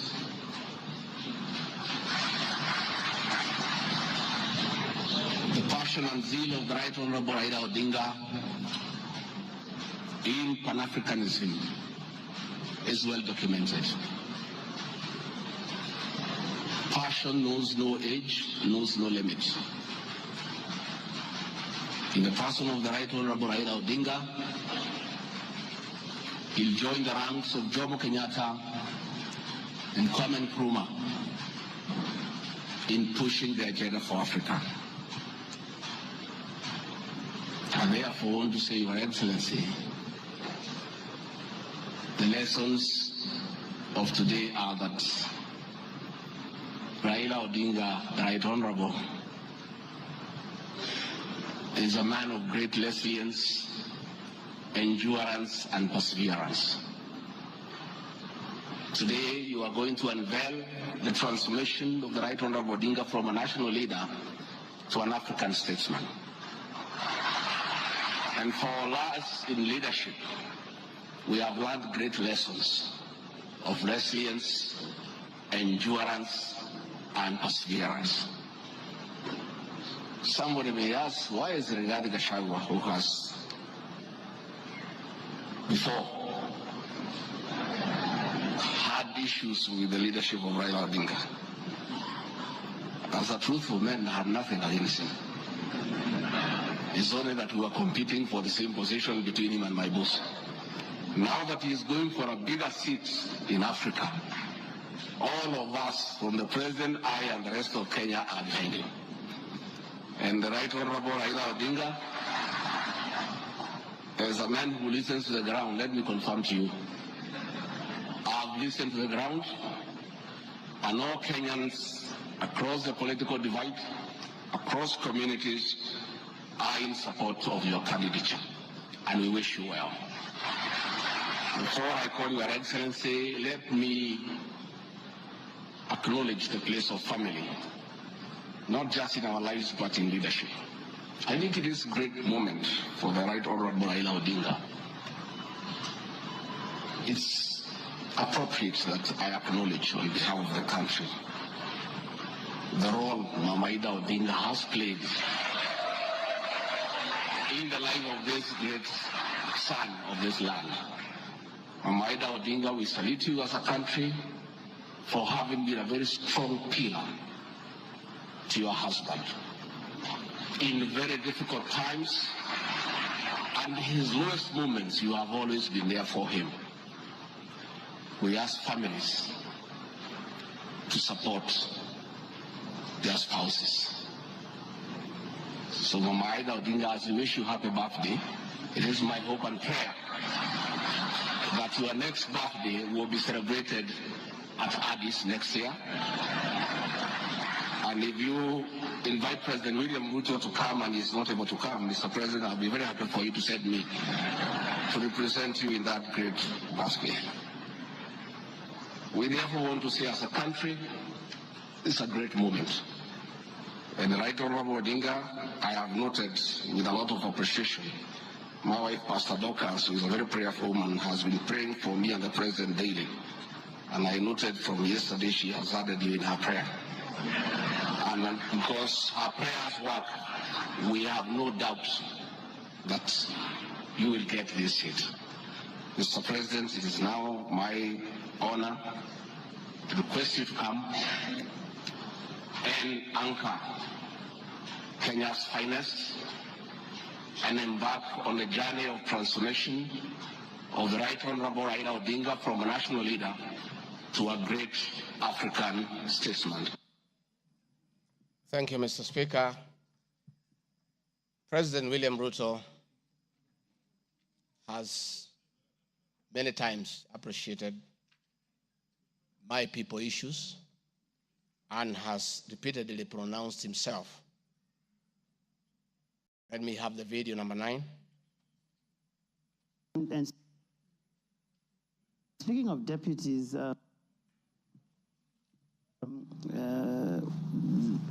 you have in the last few weeks named Mr. Rigathi Gachagua as your deputy. There's been quite a debate, and I'm sure you know that, around running mates in this country. Perhaps this would be a great time to shed light on why you settled on this gentleman. Rigathi Gachagua is somebody I have known. Rigathi Gachagua is a very passionate leader. Rigathi Gachagua is a people's person. He speaks about the things that I speak about. He speaks about ordinary people. He's concerned about matters to do with farmers. He's concerned about the things that are dear to ordinary Kenyans. And the nexus between me and Rigathi Gachagua is the people. He believes in bottom-up the way I do. And that is why I chose Rigathi Gachagua to work with me. Thank you very much. Speaking of deputies... Thank you very much, Mr. Speaker. In addition, and almost in conclusion, I am not the only leader at the national level who has encouraged unity among Kenyans based on shared regional, geographical, and economic and other factors. I have attached several articles. Luya unity is not optional, Moses Wetangula. Ruto puts case for Gema Kalenjin unity. Bijikenda unity in the offing. Masai leaders in unity talks ahead of next year's general election. I have attached those articles so that you understand that regions uniting does not mean they unite against other regions. They unite for common issues, common values, and to strengthen them to join other regions for national unity. Mr. Speaker, the motion dated 26 September 2024, tabled before the National Assembly, makes the generalized claims that have committed crimes under national laws, Proceeds of Crime and Anti-Money Laundering Act, Penal Code, National Cohesion and Integration Act as anti-corruption and economic crimes. It is on the basis of the claim that it is said that the threshold of impeachment has been met. I'm not aware of any active investigations by any state agency for offenses under the said laws, neither have I been called upon to record any step pertaining to any investigation. Just like any other Kenyan, the Constitution accords me the presumption of innocence in relation to criminal offenses until the contrary is proved in a court of law on a specific standard of evidence. Therefore, in the absence of any active investigations by any investigative agency in Kenya, I do not believe that there can be any serious reason to believe that I've committed any offense. Otherwise, that will be an indictment of the intelligence agencies as well as investigative agencies. Therefore, it is inconceivable that the threshold of the impeachment motion as defined in Article 145 of the Constitution can solely be based on the perception of the mover of the motion in the absence of any other evidence. I heard the mover this morning saying that all we need to do is to believe in him. I believe that cannot be the position. We need actual the systems of appeal as provided in the Penal Code. Mr. Speaker, I do not wish to respond to the issues I had this morning that are outside the motion. I want to confirm that I have tremendous respect for Kenyan women, and I have never disrespected them. What has happened is that as politicians, there is always propaganda to undermine somebody. I call upon anybody with evidence that I've ever disrespected that person to come out and provide that evidence. I had my very great friend, the Honorable Faith Gitau, say that I disrespect women. Many times I've been to Nyandarua. I've referred to Honorable Faith Gitau as Ngatha. Ngatha is a Kikuyu name for a woman of great respect. That I have done countless times is on video. Finally, the Honorable Bose Sholei, I heard what you said in Eldoret. I heard this morning that you said I should be charged with treason. But my sister, me, I'm a grateful man. I remember, and I'll never forget, during the last administration when I was arrested on fabricated charges for standing with the President William Ruto against the wish of the government at that time, Gladys Bosholai came and sat with me at DCI headquarters, brought me tea, brought me lunch, sat with me, comforted me. At court, she coordinated the collection of 12.5 billion shillings as my cash bail. She came to see me in Gigiri for 4 days and had very kind words for me. Despite what you have said, my sister, I do remember that one good thing that you did for me, and I'll love you and cherish you for the rest of my life.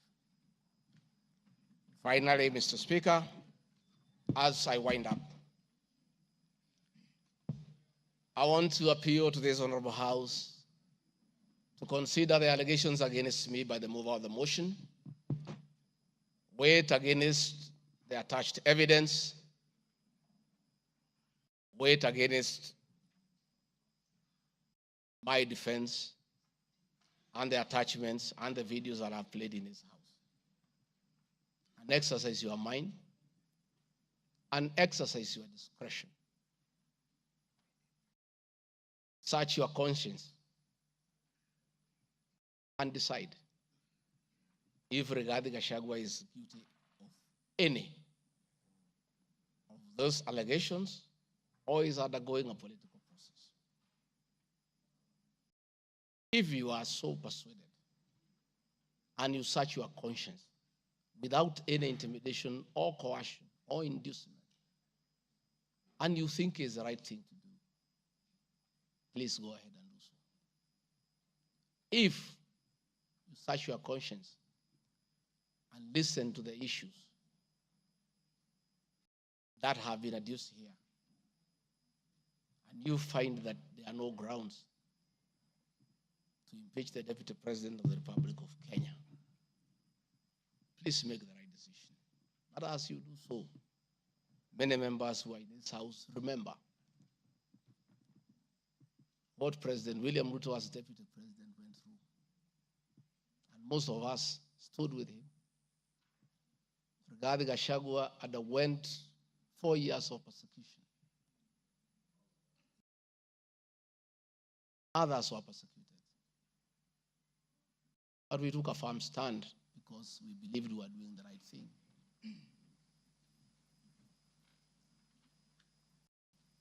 His family underwent humiliation.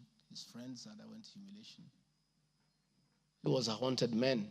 And on Inauguration Day, he pronounced himself that freedom is here. Again, under the new administration, the same Rigathi Gachagua, who underwent humiliation and persecution, finds himself in the same space under that administration that he fought for. Try, look, reflect, and apply your conscience and make the right decision. Mr. Speaker of the House, I want to thank you for granting me this opportunity. And my address last night was not in any way meant to disrespect the House. Despite, Mr. Speaker, you having ruled that the matter should not be taken out of the House, it was being discussed in every TV station, in every meeting across Kenya. And Kenyans did not have a chance to also hear my side of the story. So I decided, since the accusations against me were everywhere in the country, the people of Kenya, and more so those who voted for me and President William Ruto, deserved also to hear my side of the story. I have tremendous respect for the National Assembly and your ability and capacity to make the right decision. Mr. Speaker, I want to thank you. Asanteni sana. Thank you very much, Deputy President. Thank you very much, Deputy President. I'm sure your fears that you will not be heard fairly have been allayed. You've been heard in absolute silence. You've been heard with total decorum from the House. And members, I salute you for the display of your legislative maturity in giving an opportunity to a subject to a motion in the person of the Deputy President to be heard.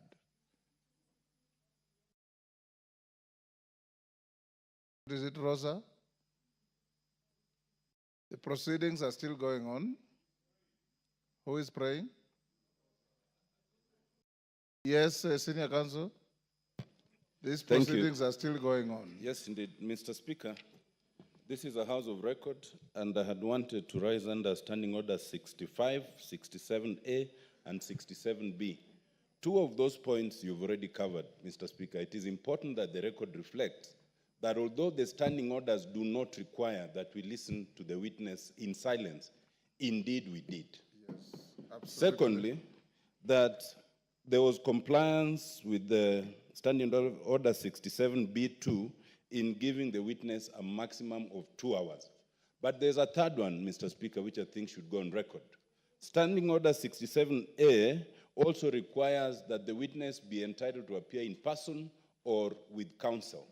I see that the witness has appeared with at least 3 counsel, all of whose names should come on record.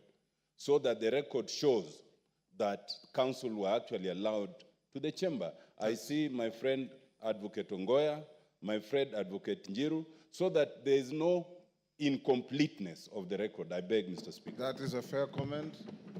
Counsel for the Deputy President, without making any unhelpful speeches, just put your names on record. I'm sure you have a team leader.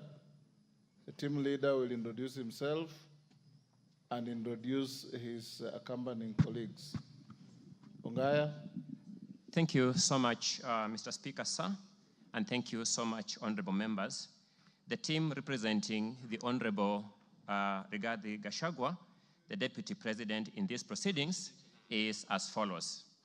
Honorable Paul Kibugi Muite, Senior Counsel, Mr. Victor Swanya Ogeto, my name is Elisha Ongoya, Mr. George Sakimpa, Mr. Ndegwa Njiru, Mr. George Wandati, Miss Faith Waigwa, Mr. Murigi Kamande, Mr. Amos Kisilu, Mr. Eric Kiprop Naibei, Miss Julia Omwamba, Mr. Tom Maina Masharia, Mr. Willis Echesa, and Mr. Andrew Moga.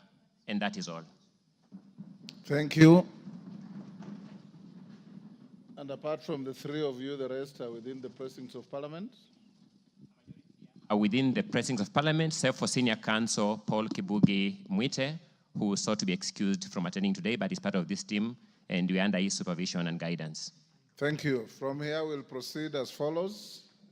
Deputy President, if you wish to leave, you are at liberty to do so with your team.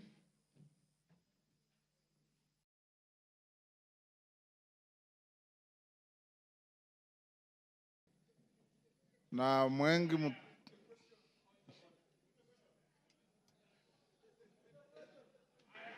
Yes, Kaluma. I thank you, Honorable Speaker. Honorable Speaker, our prayer at the end says that we always be fair to those who are committed to our church. And Honorable Speaker, in his address to the House this afternoon, the Deputy President appears to have referred to some documents. I know we are moving towards the end of this particular session in considering this matter. And Honorable Speaker, I want to thank you for upholding Article 47 of the Constitution on the right to fairly and secure procedural fairness to every party as required by our Constitution. I wanted to ask Honorable Speaker that so that we consider what the Deputy President is saying in the documents, would I be in order to request the indulgence of the Speaker within the provisions of Standing Order number 1 to adjourn for at least 10 minutes so that we consider what the Deputy President's documents have and come back and make the decisions we need to make. Thank you, Honorable Speaker. The request does not meet my favor. Where's Mutuse?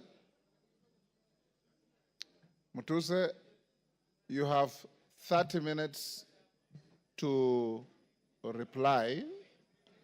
Before I call the minority leader and the majority leader, will you exhaust your 30 minutes or you want to share out to anybody? I got an indication that you wanted to share 10 minutes to Kaluma. Pardon? I know. I am organizing the process. He's not going to be... I'm aware, Robert. Mr. Speaker, I will share 10 minutes to senior learned friend Mr. Peter Kaluma, 5 minutes to Deputy Majority Leader, who was my seconder, and I will utilize the rest, which is 15 minutes. Yes.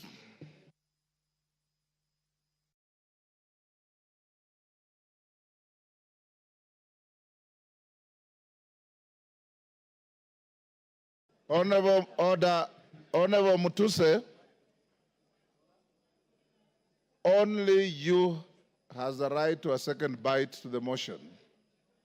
Your seconder has no right to a second bite. So if you have extra minutes, as I call the minority and majority leader, Kaluma will have 10 minutes if you want to donate to anybody else, but not Owen Baya. Minority leader, now it's your time. You have 15 minutes. Mr. Speaker. Mr. Speaker, thank you for according me this opportunity. From the onset, Honorable Speaker, the minority supports the motion on removal from office by impeachment of Honorable Rigathi Gachagua because, Mr. Speaker, he is unfit to hold office. In Kenya, and yesterday it was clear to all Kenyans to see for themselves the danger this country is in, Mr. Speaker. Mr. Speaker, the impeachment of the Deputy President is not merely a procedural step. Rather, it's a reflection of our commitment to accountability and the rule of law in this country, Mr. Speaker. Honorable Speaker, the integrity of government and the stability of our nation is at stake, Mr. Speaker, as we speak this afternoon in this House, this evening, Mr. Speaker. Honorable Speaker, national security is at stake. Honorable Speaker, the economy is at stake. Honorable Speaker, the DP, since he assumed office, we have witnessed nothing but abuse of power, discrimination against communities, insubordination, disregard for the two levels of government, corruption, bullying, and many other actions that undermine the rule of law, Mr. Speaker, as well as actions that are unethical, illegal, and that severely breach public trust as contained in the motion by Honorable Mwenge Mutuse, Mr. Speaker. Honorable Speaker, in supporting the removal of the Deputy President from office, we are rejecting the invitation by Honorable Rigathi Gachagua to accept tribal bigotry, Mr. Speaker, skewed resource allocation, and the exploitation and domination of minorities as fait accompli in Kenya, Mr. Speaker. Mr. Speaker, before I move forward, or before I go on with what I wanted to say on the motion, Mr. Speaker, I would like to take this chance first to respond to some of the issues that he has raised in the House a few minutes ago, or his responses, Mr. Speaker. In the first place, his response has came very late in the day to the House, Mr. Speaker. He tabled his response at 4 p.m. in the evening today, Mr. Speaker. And he should have done it either yesterday evening or this morning, Mr. Speaker, so that the House can get enough time to peruse what he has said, Mr. Speaker. Mr. Speaker, one of the grounds that is being accused of Mr. Rigathi Gachagua for impeachment, Mr. Speaker, is the issue of what he calls shareholding, Mr. Speaker. He has said Kenya is a company with shareholding. But in his response, he comes here and tells the House that he did not mean that. What he meant is that he was talking about political parties, Mr. Speaker, and listed the political parties that have formed coalitions within Kenya Kwanza, Mr. Speaker, including Ford Kenya, ANC, PA, and all other parties that have formed what is called the Kenya Kwanza coalition, Mr. Speaker. Mr. Speaker, I want to contradict what he's saying, what he said by saying that political parties are national in nature. Ford Kenya is a national party. ANC is a national party. All the political parties that formed a coalition with Kenya Kwanza are political parties that are of national, Mr. Speaker. Mr. Speaker, in this country, under the Constitution, you are not allowed to form a tribal party. You're not allowed to form a religious political party, Mr. Speaker. You are not allowed to form a Mulima political party, Mr. Speaker. That is very clear in the Constitution, Mr. Speaker. And if the Deputy President is not aware of that, I can read out for him, Mr. Speaker. Under Article, Mr. Speaker, 91, every political party shall have a national character as prescribed by an act of parliament, have democratically elected governing body, Mr. Speaker. And it also says in Part 2, a political party shall not be founded on a religious, linguistic, racial, ethnic, gender, or regional basis, Mr. Speaker, or seek to engage in advocacy of hatred, like what he does sometimes, on any such basis, Mr. Speaker. Mr. Speaker, you cannot equate political parties to what the Deputy President has been propagating for the last 2 years in this country, Mr. Speaker. The Deputy President has told Kenyans in no uncertain terms that Kenya is a shareholding company. Order, honorable members. And if you do not vote, for Kenya Kwanza, you do not have any shares, Mr. Speaker. Order, Yegon, and your team. Ngong. Mr. Speaker, members now are excited because they are not happy with the response the Deputy President has given them. Now they want to vote and go home. I know what they are doing. I know, but let's prosecute the matter. We have to respond to the issues he has brought to the House, Mr. Speaker. Mr. Speaker, political parties are not equal to regional and ethnic, conglomerations that the Deputy President has been advocating for the last 2 years, Mr. Speaker. Mr. Speaker, I want to give him a good example like ODM. ODM has sent the other day 6 experts under the broad-based government, Mr. Speaker. 6 experts. Where are those experts coming from? One is from the coast. Beatrice School is from Turkana. Oparanya is from Western. The Attorney General is from Kisumu. Mr. Speaker, when he's talking about 30% of Fort Kenya and 30% of ANC, he thinks those positions were given to lawyers as a community, Mr. Speaker. When Fort Kenya is a national party, those positions belong to members of Fort Kenya who are in Mombasa, who are in Migori, who are in Kakamega, who are in Bungoma, who are in Eldoret. Fort Kenya has membership in all the country, has membership, Mr. Speaker.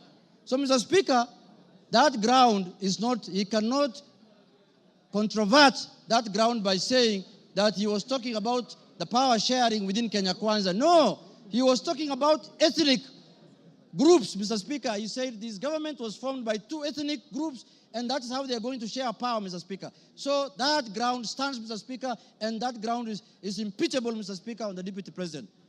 The other issue, Mr. Speaker, I want to respond to that he has raised here, Mr. Speaker, is the issue of national security. He said that the NSIS, Mr. Speaker, can be called out whenever they are out of order, Mr. Speaker. Mr. Speaker, the man Deputy President sits in the National Security Council, Mr. Speaker. He doesn't need to call out any government organ in the streets, Mr. Speaker, like the people who do their things in the streets, Mr. Speaker. He's a man who sits in every governance organ of this country, Mr. Speaker. All organs of government, all governing organs are also oversighted by committee of this House, Mr. Speaker. What happens, Mr. Speaker, in this country if every member of parliament goes out there castigating governing bodies and constitutionally created bodies of governance, Mr. Speaker? We are going to have anarchy in this country. Mr. Speaker, I am not convinced that he has answered in any way that question as to why he was castigating bodies like the NSIS and the police out there when he's the Deputy President of the Republic of Kenya.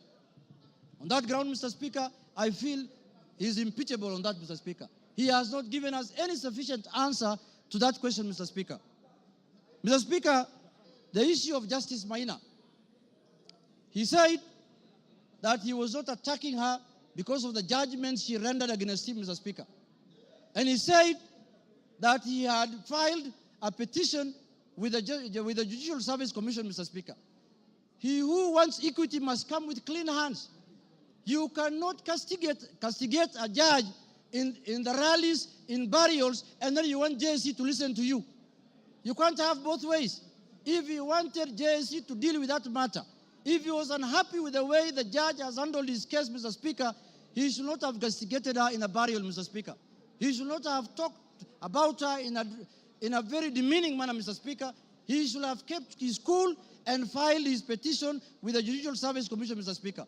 On that account, Mr. Speaker, he has failed the leadership and integrity, Mr. Speaker, under the Integrity Act, Mr. Speaker, and on that account, he's impeachable, Mr. Speaker. My last point, Mr. Speaker, is the issue of the renovation of his house in Karen, or the official residence of the Deputy President Karen, Mr. Speaker. You remember the Deputy President, when he was assuming office, when he was taking oath of office at Kasarani, Mr. Speaker, the way he lectured us, the way he told us that they have inherited empty coffers, Mr. Speaker. There is no money in this country. The former regime has looted and gone with everything, and goes ahead after 2 months to renovate his house, his official residence, with over 100 million, 45 million shillings, Mr. Speaker. Imetoka wapi, Mr. Speaker? Where has that money come from? Where has that money come from?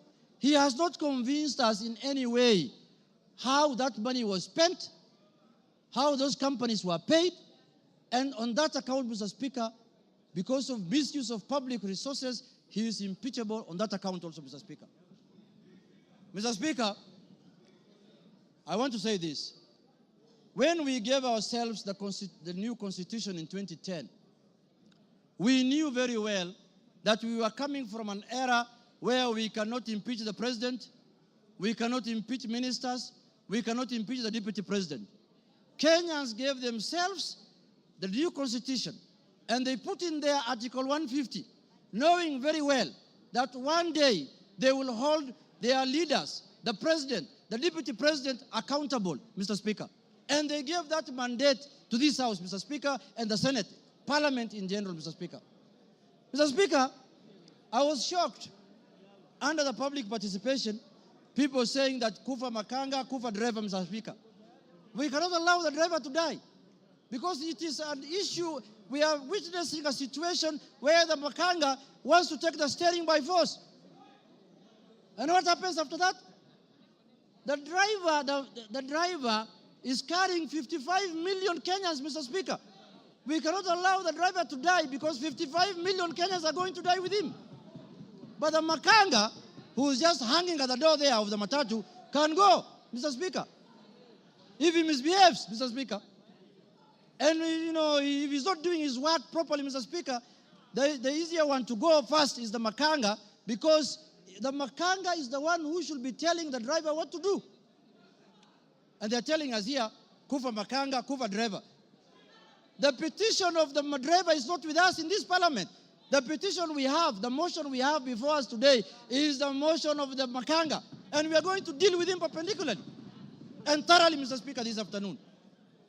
Mr. Speaker, I want to tell the House that us, the people of the minority, the Azimio people, Mr. Speaker, we have lived like orphans in this country for the last 2 years. Why do I say so? Mr. Speaker, we are taxpayers. Some of the places that contribute to the highest taxes in this country are areas that are dominated by Azimio people.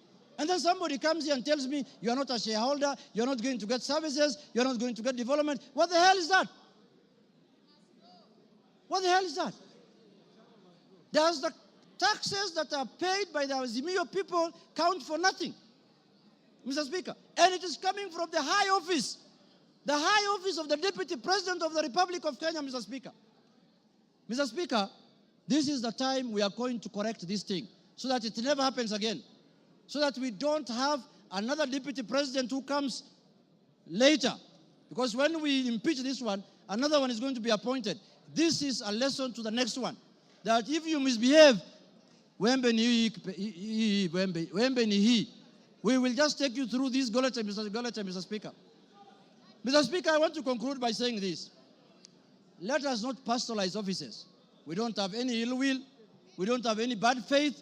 We don't have anything that we are holding against the persona of Geoffrey Rigathi Gachagua, Mr. Speaker. We are dealing with the office of the Deputy President currently occupied by one Geoffrey Rigathi Gachagua, Mr. Speaker.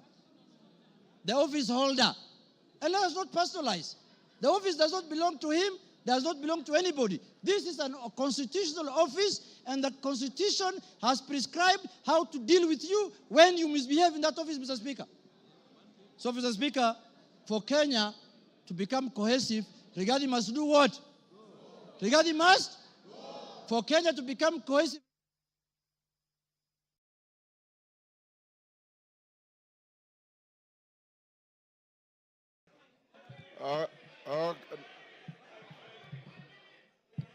Okay, give him 1 minute. Mr. Speaker.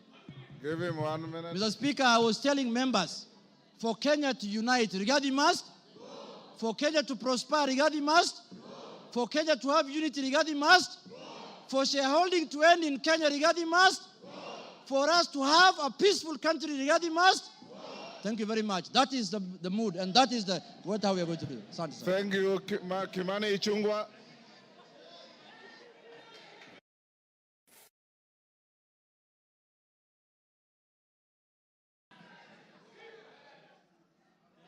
Honorable Speaker, thank you for this opportunity.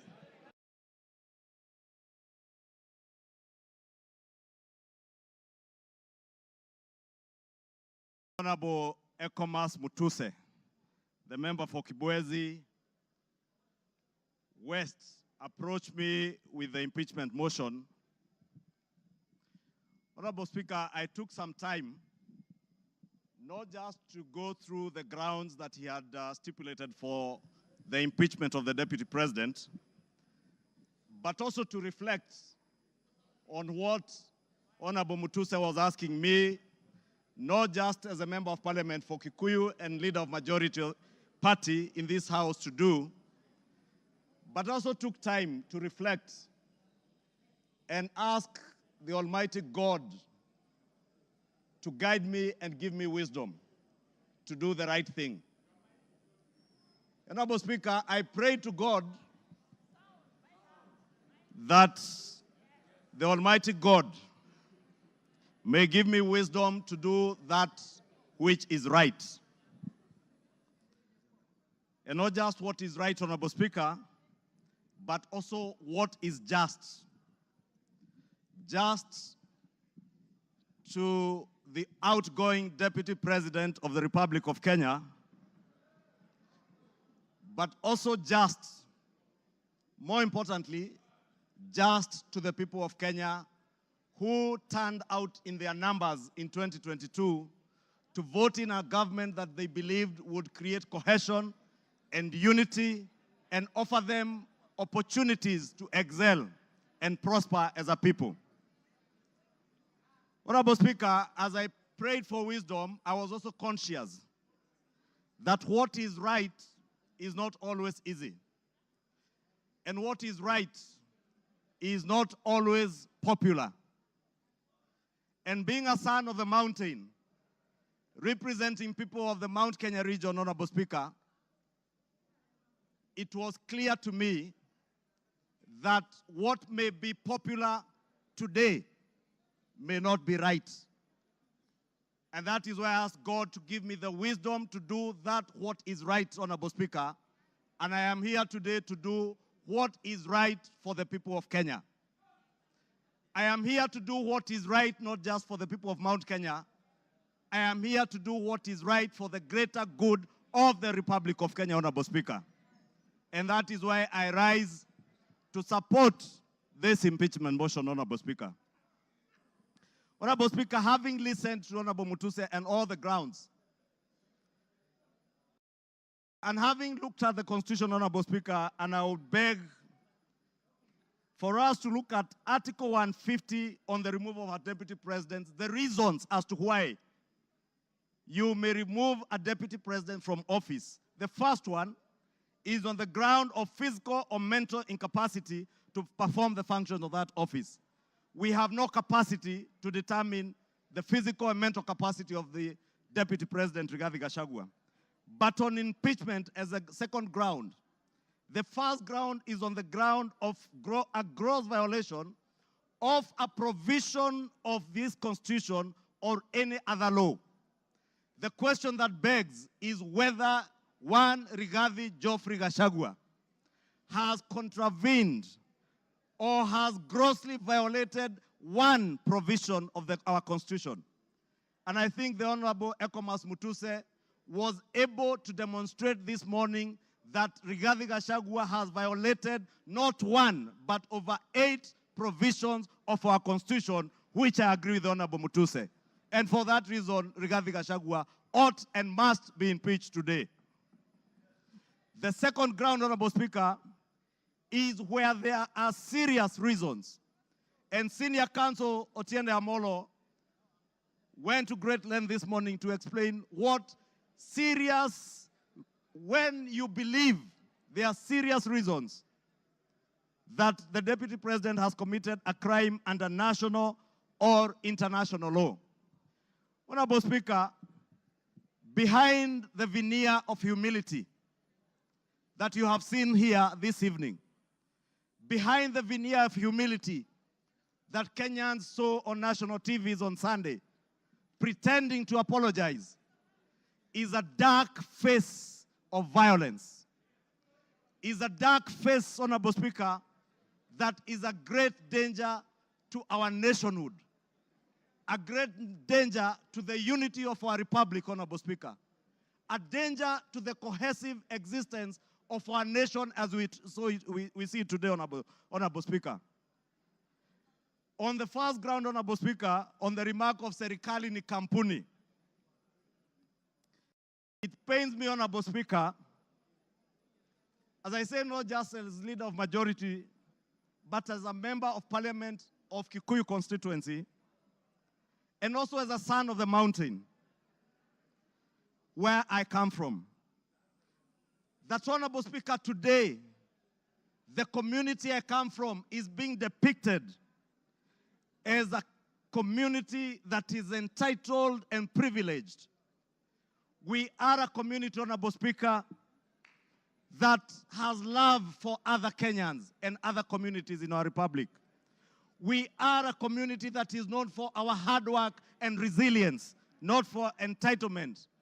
We are a community that is peace-loving and that believes in the unity of one indivisible nation and Republic of Kenya. Rigathi Gachagua does not believe in an indivisible country. He believes in parochial, selfish, regional, and sectarian interests. And for that reason, Honorable Speaker, we ought and we should impeach the Honorable Rigathi Gachagua.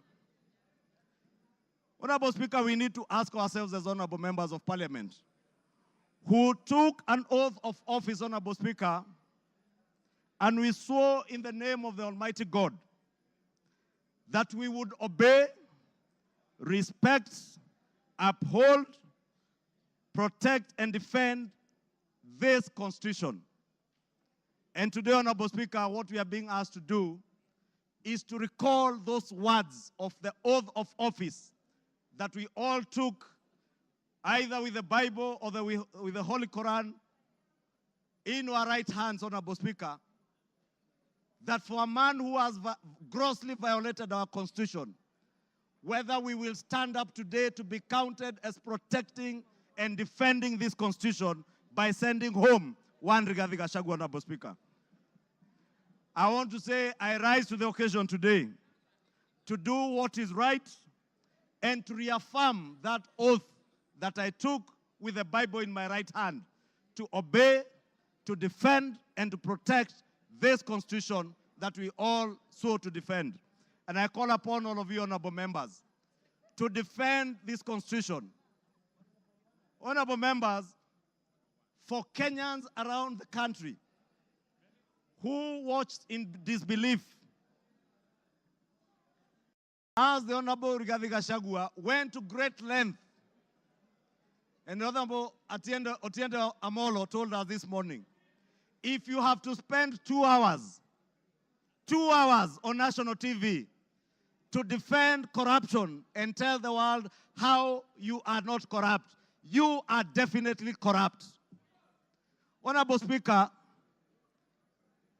the Deputy President with his legal team submitted their defense late at 4 p.m. this afternoon, imagining that we will not have the time to go through this voluminous document. if you go through what Rigathi Gachagua was telling you here, on Olive Garden Hotel, he claims that this hotel was sold by executors to a third party. Honorable Speaker, if you peruse through the documents, the third party that is said to have bought this hotel, Honorable Speaker, and allow me, Honorable Speaker, first to tell you that the joint executors of the will of the late Governor Rigathi Gachagua were Rigathi Gachagua, Advocate Njoroge Regeru, and one Mr. Mwai, who was said to have been his great friend, Mwai Madenge. Honorable Speaker, if you read the report filed in court by the joint will executors, filed on the 27th of June this year, it says in the report that the joint will executors will make decisions independently of the beneficiaries and without influence from any beneficiary, except for one who is both a beneficiary and an executor. The joint will executors does not have the same attributes and mandates as for trustees, where beneficiaries would play a part assisting in decision making.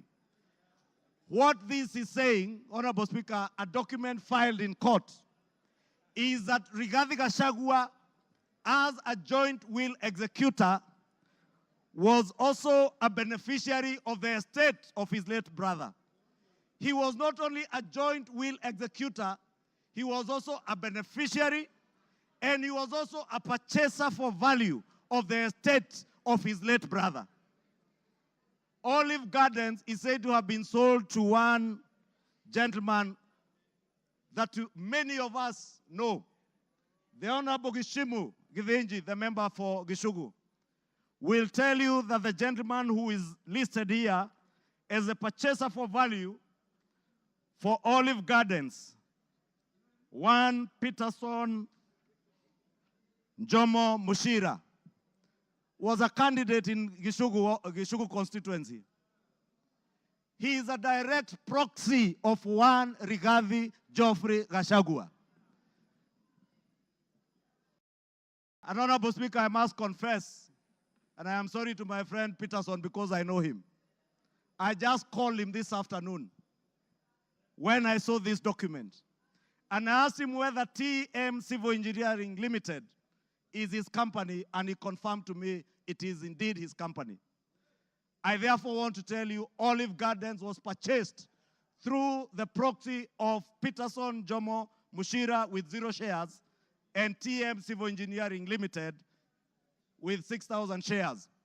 Those who have visited the Annex House, the Office of the Deputy President, know this Jomo is a permanent fixture in the Office of the Deputy President, and therefore his direct proxy.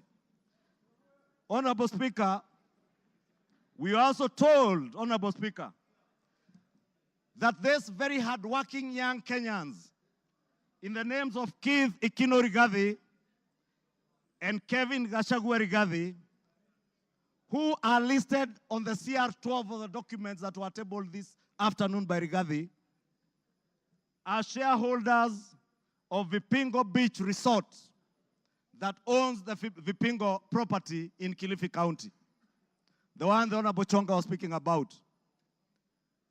Rigathi Gachagua told Kenyans on national TV that this property is still owned by the family and therefore is still part of the estate.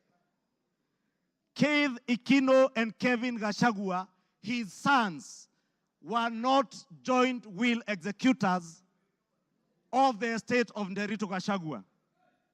And the owners who are listed on this CR12 is Keith Ikino Rigathi, Kevin Gachagua Rigathi, and the estate of the deceased James Rigathi Gachagua. It is a rather ingenious way of trying to hide behind the estate of his late brother. And how shameful, Honorable Speaker, that the Deputy President of the Republic of Kenya would hide behind the veil of the estate of his late brother to disguise what is outright proceeds of crime, because He is the purchaser of this property, and that is why his two sons are listed as directors and shareholders of Vipingo Ridge, of Vipingo Beach Resort. But he was on national TV telling Kenyans, this is a property that belongs to the family, and we have decided to keep it. This is a House of Records, Honorable Speaker, and it is good we gave the Honorable Rigathi Gachagua an opportunity to be heard so that we can expose his lies in broad daylight or this early in the evening. And I want to tell Kenyans and all of you members, save this country from this dark face, Honorable Speaker, honorable members. Save this country, Honorable Speaker. Honorable Speaker, because of time, I know there was alluding, Honorable Speaker, if you look at the time this company, Vipingo Beach Resort, was formed, it was founded on 5th August 2008. I would guess if Keith Gachagua is 31 years old today, at the time this company was registered, he was only 15 years old or 14 years old. He cannot have been listed as a director. His younger brother must have been 12 or 13. For heaven's sake, Deputy President, give some credit. Honorable Speaker, we also had the issue of shareholding, Honorable Speaker. And we were told that in our coalition agreement, Honorable Speaker, and you are then the leader of Ford Kenya, and you know you never subscribed to shareholding in our coalition agreements within Kenya Kwanza. Anybody who subscribed to the Kenya Kwanza coalition was subscribing not to shares, but to an ideology, a shared ideology, not shareholding, as Rigathi Gachagua wants Kenyans to believe. Honorable Speaker, let me finish by saying, Honorable Speaker, that the mountain is intact. The mountain is intact. The mountain is intact. The mountain is intact. The mountain is named after Kenya because it belongs to all the people of Kenya. We must end ethnic balkanization.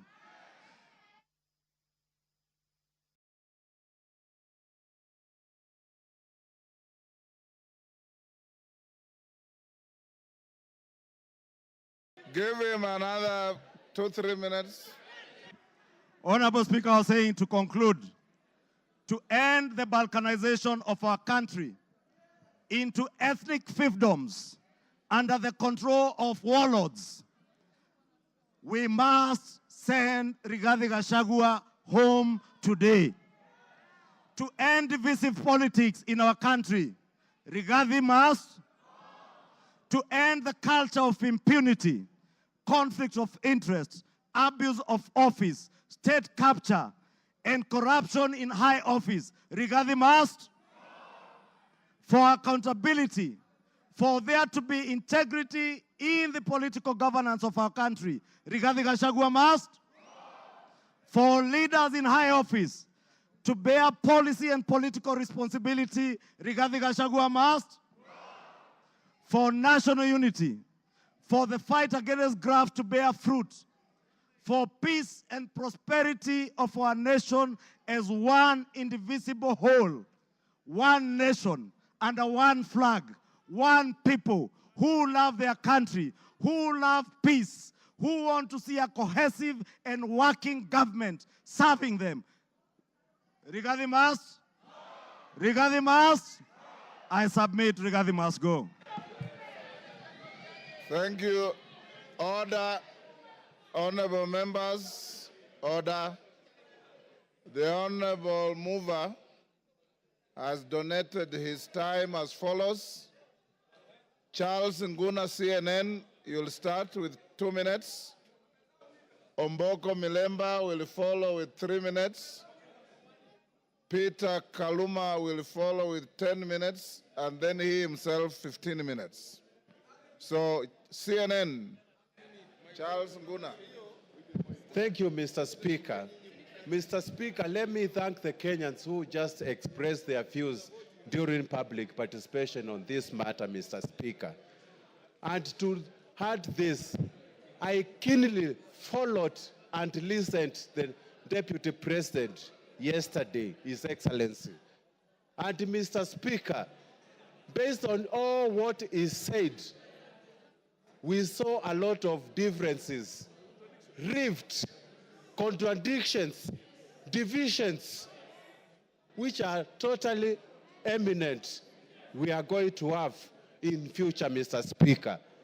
Mr. Speaker, it is inevitable that we are going to have battleground between His Excellency the DP and His Excellency the President.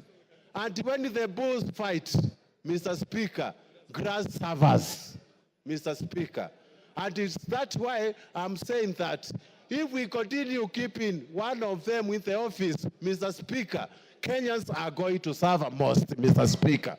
And based on my wisdom, for prosperity and also for development, for what we call prosperity and patriotism, and for us to live in an amicable manner and peaceful manner, Mr. Speaker, we have to separate the two bulls, Mr. Speaker.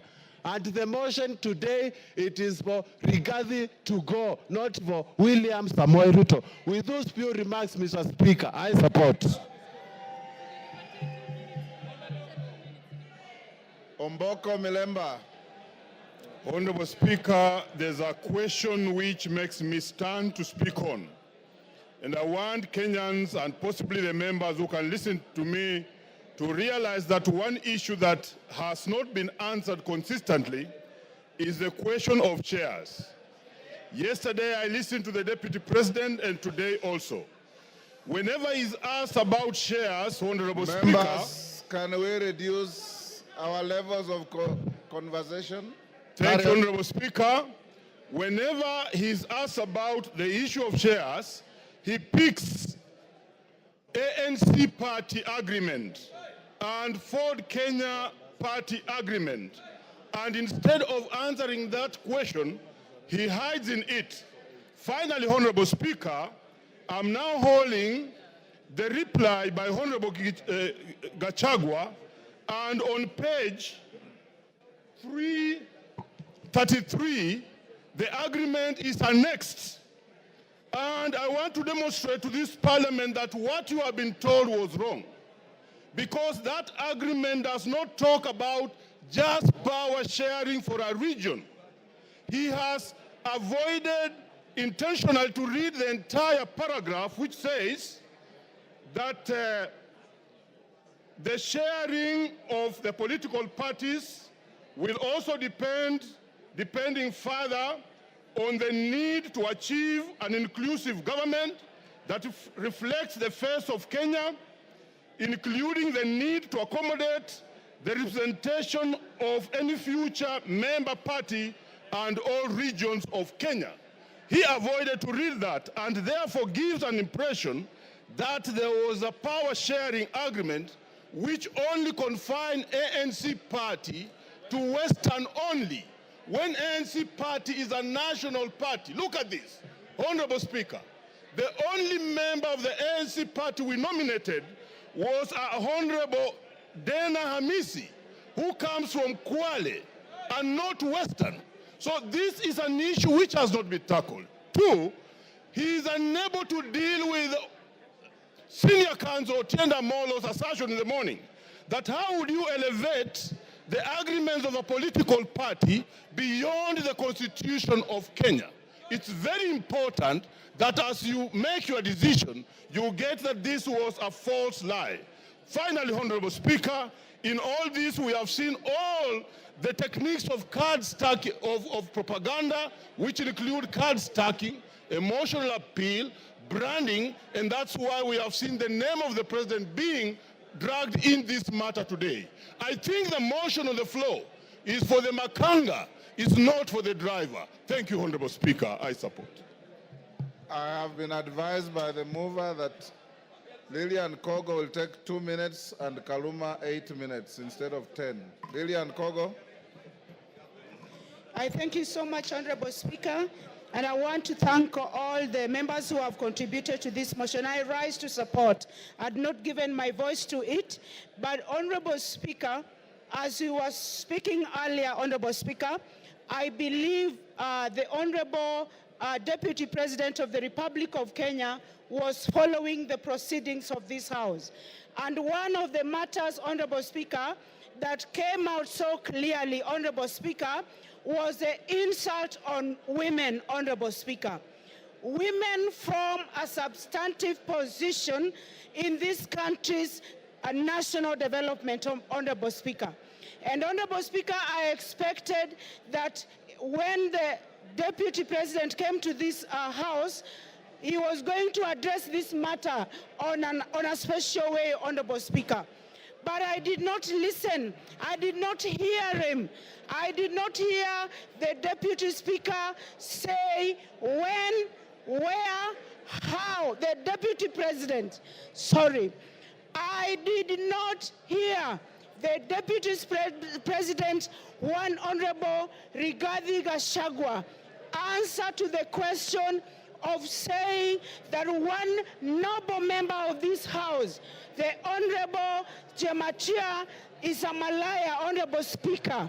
It concerns me, and I wanted the Honorable Rigathi Gachagua to tell this House where, how, when, who witnessed him sleep with one Jemachia and how he felt. We wanted to know, because we are not going to allow women to be used with derogatory language moving forward, Honorable Speaker. It is nobody's choice to be a Malaya. These are mothers. It is nobody's choice to be a Malaya. These are our sisters. It is not... Time up. Peter Kaluma. Peter Kaluma.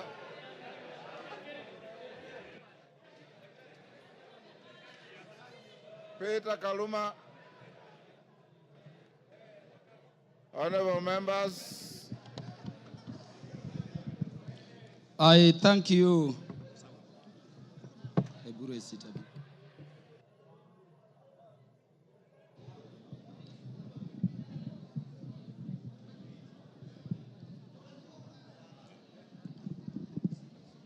Yeah, Honorable Speaker, I thank you in a very special way.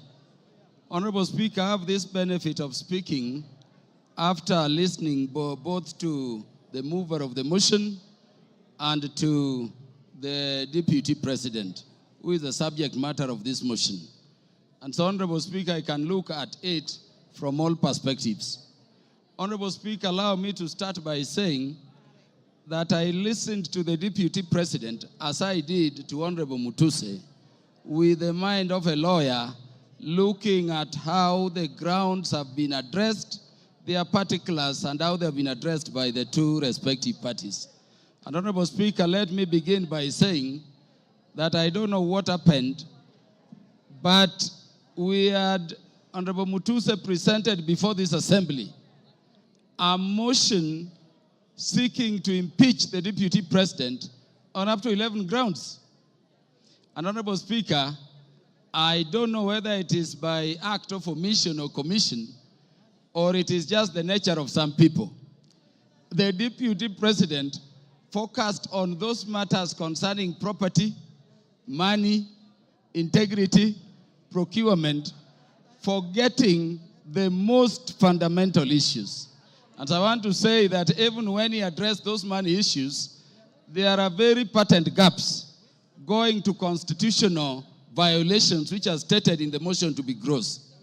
I expected the Deputy President, for instance, to use the opportunity you accorded him, Honorable Speaker, to explain that SMS which came from his son Ikunu Gachagua on the bid bond issue involving that company.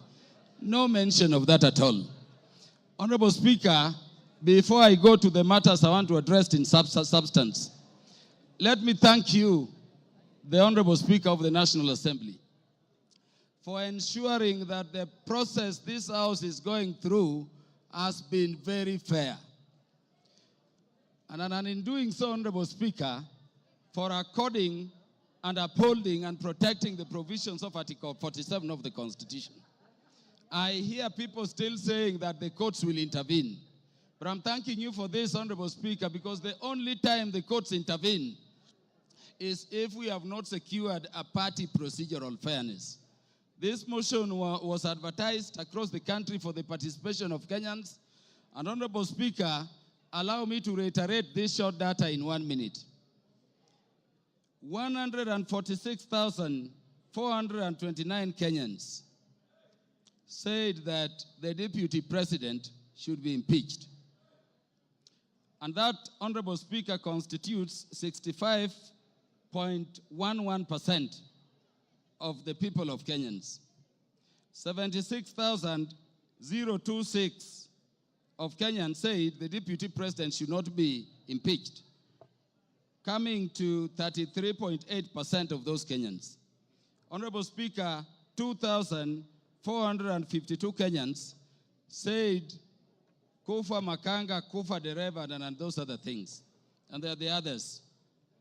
And Honorable Speaker, in terms of our constituency, which is Homa Bay Town constituency, 1,080 Kenyans whom I represent said the deputy president should be impeached. And Honorable Speaker, that constitutes 89.81% of the population of the people of Homa Bay who are duly notified. 54 Kenyans in Homa Bay Town constituency, constituting 5%, said the deputy president should not be impeached. And then 56, which is another percentage there, said other things, including Kufa driver, Kufa Makanga. Honorable Speaker, let me clarify this other issue also. That the courts have persistently and consistently said that public participation must be meaningful. If public participation should be meaningful, and Honorable Speaker, you made it so open, at the county headquarters involving all constituencies, and then all constituency officers remained open on that day, and you notified it to the public, Honorable Speaker, following that order of court, then really, there is nothing much for us to continue debating here. If public participation is to be meaningful, then the Kenyans have spoken. And as their representatives, we can only give meaning to what they say during public participation by securing what they have said, which is that the deputy president should be impeached. Honorable Speaker, because I'm running fast, let me say that this constitution has been termed a living document. And Honorable Speaker, if you look at ground one, people take it lightly.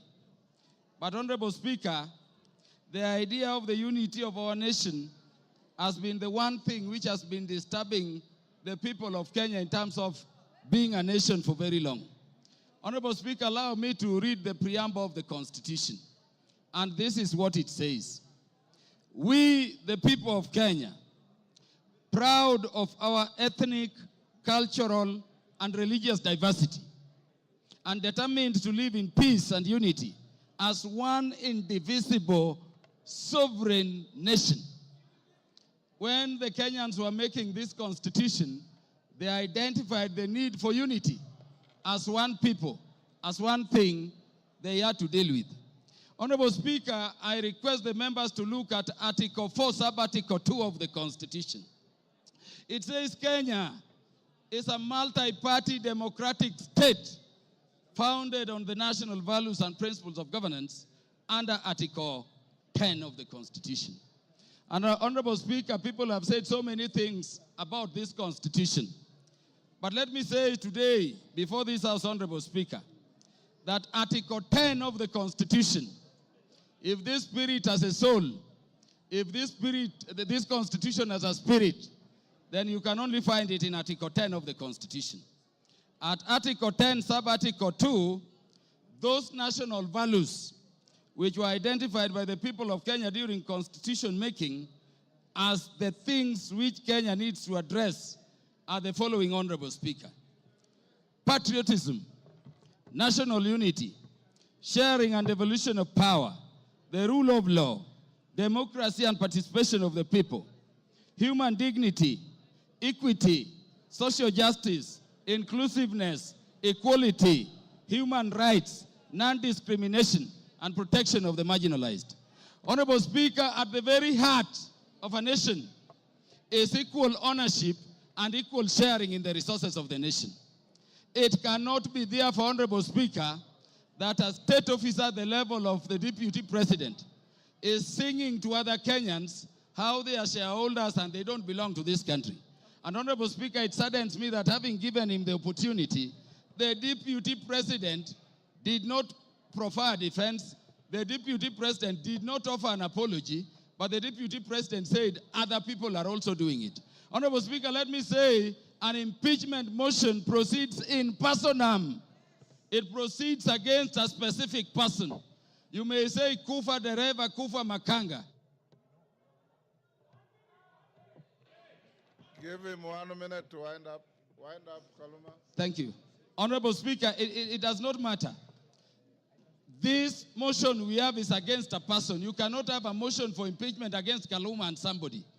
Those who are saying Kufa driver, Kufa Makamba, bring the driver and we will also consider it on the merit. And on account of that, Honorable Speaker, this person must go. Honorable Speaker, in the few seconds remaining, let me say that when Westgate came under attack, I lost a cousin in the name of Jackton Port. He was the first one to be shot there. When Garissa University came under attack, Honorable Speaker, I lost Solomon Oludo from Marindi, a son of our land I educated at Ubiero Primary School. Honorable Speaker, we have no problem holding the security apparatus of the nation, to account. But Honorable Speaker, we cannot have a situation where you talk that recklessly in public about our national intelligence service being dysfunctional. For a state which is permanently under terror, target, and attack. And by the way, in the Security Committee, each minute, we are fighting terrorists. You cannot speak that way and come back and say it is normal. Honorable Speaker, how can you be a principal assistant to the President when each time the President leaves the country, you are organizing rallies to incite ethnic animosity against your own government? Honorable Speaker, how can you be a principal assistant to His Excellency the President when the President is having a press conference in Nairobi and you are having a separate one instead of standing with him to calm the nation from Mombasa to say that the President, in fact, there is a problem and is a dysfunction in government? Time up. Mutuse, you have 15 minutes. Very good. Thank you, Mr. Speaker. Thank you, Mr. Speaker. Before I begin my reply to the motion, please allow me to table additional documents, being a newspaper advert that was placed by His Excellency the Deputy President in today's newspapers, and also the video recording of his speech yesterday, because they are material to these proceedings. Go ahead. Request granted.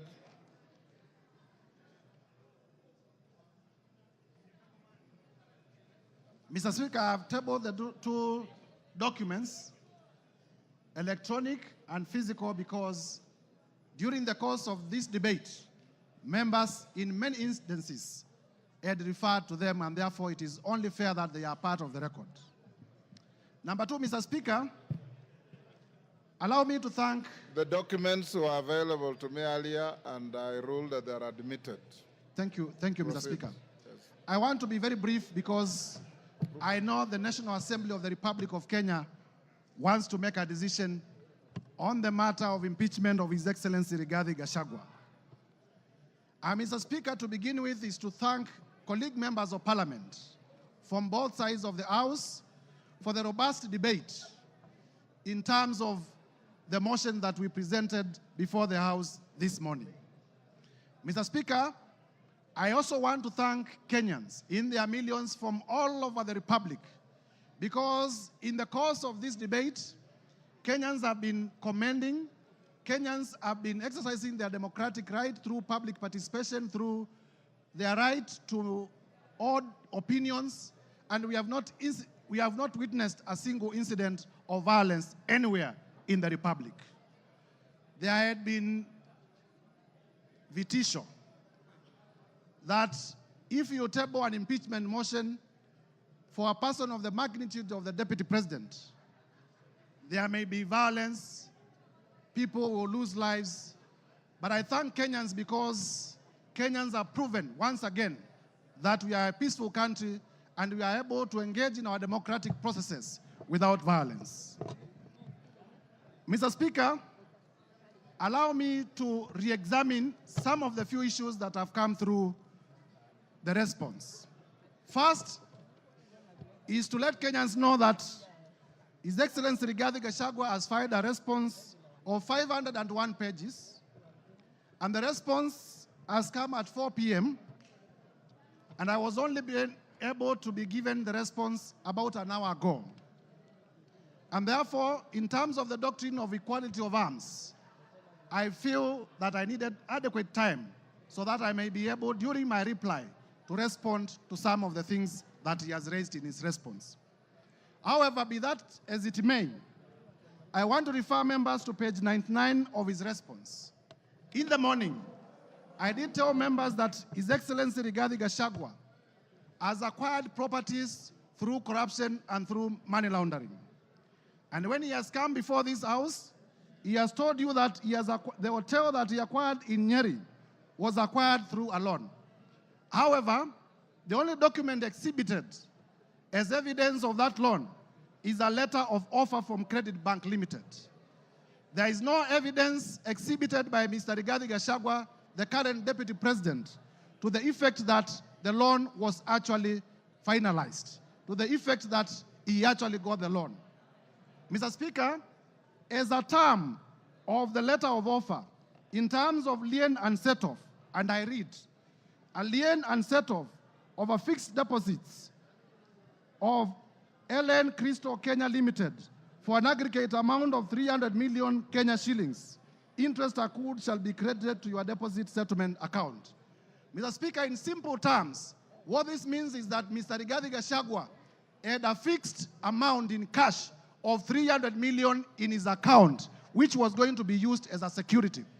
I asked Mr. Rigathi Gachagua to tell us where he had gotten these 300 million, if my allegations that he's laundering money are not true. And therefore, by virtue of his response, it confirms my assertions that he has monies, he has wealth, he has cash that is suspect. If you may give me my phone. In terms of whether Kenya is a company or not. Do you want information from member for West Mugirango? Yes, you may. Go ahead. Mr. Speaker, I want to inform the Honorable Mutuse that the director for Credit Bank Kenya Limited is one Grace Nyachai, who hails from Nyeri and is a relative of His Excellency Rigathi Gachagua, and therefore I say no more. I thank you, Mr. Speaker. Mr. Speaker, it is important for this House to note that in the morning, I did present evidence of suspicious money transactions. I did present evidence that His Excellency Rigathi Gachagua, either by himself or through relatives or through proxies, has acquired properties that are way beyond his known sources of income, and that evidence remains uncontroverted. Turning, Mr. Speaker, to the issue of whether Kenya is a company owned by shareholders. Mr. Rigathi Gachagua is playing with the intelligence of members of parliament and with the intelligence of Kenyans by attempting to twist facts. First, in terms of the law, companies are registered under the Companies Act. They are not registered under the Political Parties Act. So to come before Kenyans and to say that there were coalition agreements registered and therefore those coalition agreements are companies is to play around with our intelligence, because we know Companies are registered under the Companies Act. They are not registered under the Political Parties Act. Further, Mr. Speaker, this Rigathi Gachagua was selectively chosen the sections of the Kenya Kwanza coalition agreement to rely on, and he has failed to read the document in whole. Under clause 20 of the Kenya Kwanza coalition agreement, that clause provides as follows: that there is need to achieve an inclusive government that reflects the face of Kenya. Rigathi Gachagua chose not to tell us that the coalition agreement also talked about the face of Kenya and not a company of some people to the exclusion of others. Clause 6 of the Kenya Kwanza coalition agreement provides for respect for constitutionalism. The articles of the Constitution that I stated. It provides for respect to the rule of law. It provides for respect to the national values and principles of government under Article 10. And it provides for respect to devolution. Mr. Rigathi Gachagua did not tell us that. Clause 22G of the coalition agreement among the Kenya Kwanza political parties provides that there will be adjustments that may be necessary to accommodate the development priorities of other parts of the country to ensure equitable distribution of Kenya's national resources and wealth for the benefit of every citizen and every part of Kenya. This Mr. Rigathi Gachagua could not tell you because it was going to destroy his case. And therefore, honorable members, I urge you to find that Mr. Rigathi Gachagua, in his assertions about shareholding and a company, it was not in reference to political parties, it was in reference to regions, it was in reference to communities, and the evidence that we provided remains uncontroverted, and this ground must be confirmed. Mr. Speaker, on the issue of KEMSA, again, to show a man who is a flip-flop, yesterday on live television, Honorable Rigathi Gachagua admitted that he personally called Dr. Andrew Mulwa by his own phone yesterday on television. Today, appearing before us, he denies that he did not call him. So, which part of his testimony do we believe? Do we believe the testimony that he gave yesterday on national television, that he did call Dr. Andrew Mulwa, and that he sent his own son to Dr. Andrew Mulwa to collect the bid bond? Or do we believe the testimony that he has brought today, altered testimony that he has brought today? I urge you to find that Mr. Rigathi Gachagua indeed did call to influence investigations. On the issue of cabinet, Mr. Speaker, if you may allow me just 1 minute. On the issue of cabinet resolution, he has admitted and proceeded to justify that despite the existence of a valid cabinet decision in a cabinet meeting that he sat, he chose to defy that cabinet decision. And for that reason, Mr. Gachagua, by his own admission, must be removed from government. Mr. Speaker, as I conclude, this is the National Assembly of the Republic of Kenya. And for the National Assembly of the Republic of Kenya to assert its constitutional authority, Mr. Rigathi Gachagua must be impeached today. I urge members.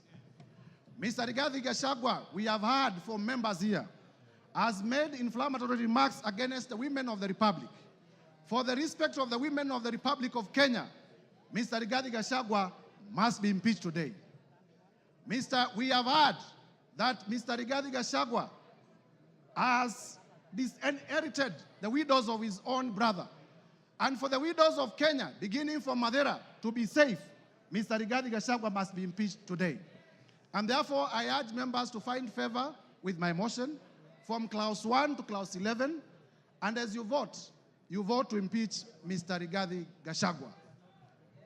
I thank you, Mr. Speaker, and I beg to move. Thank you. Honorable members on their feet, take your seats. Take your seats. Take your seats. Brighton, take your seats. Today you are very mobile.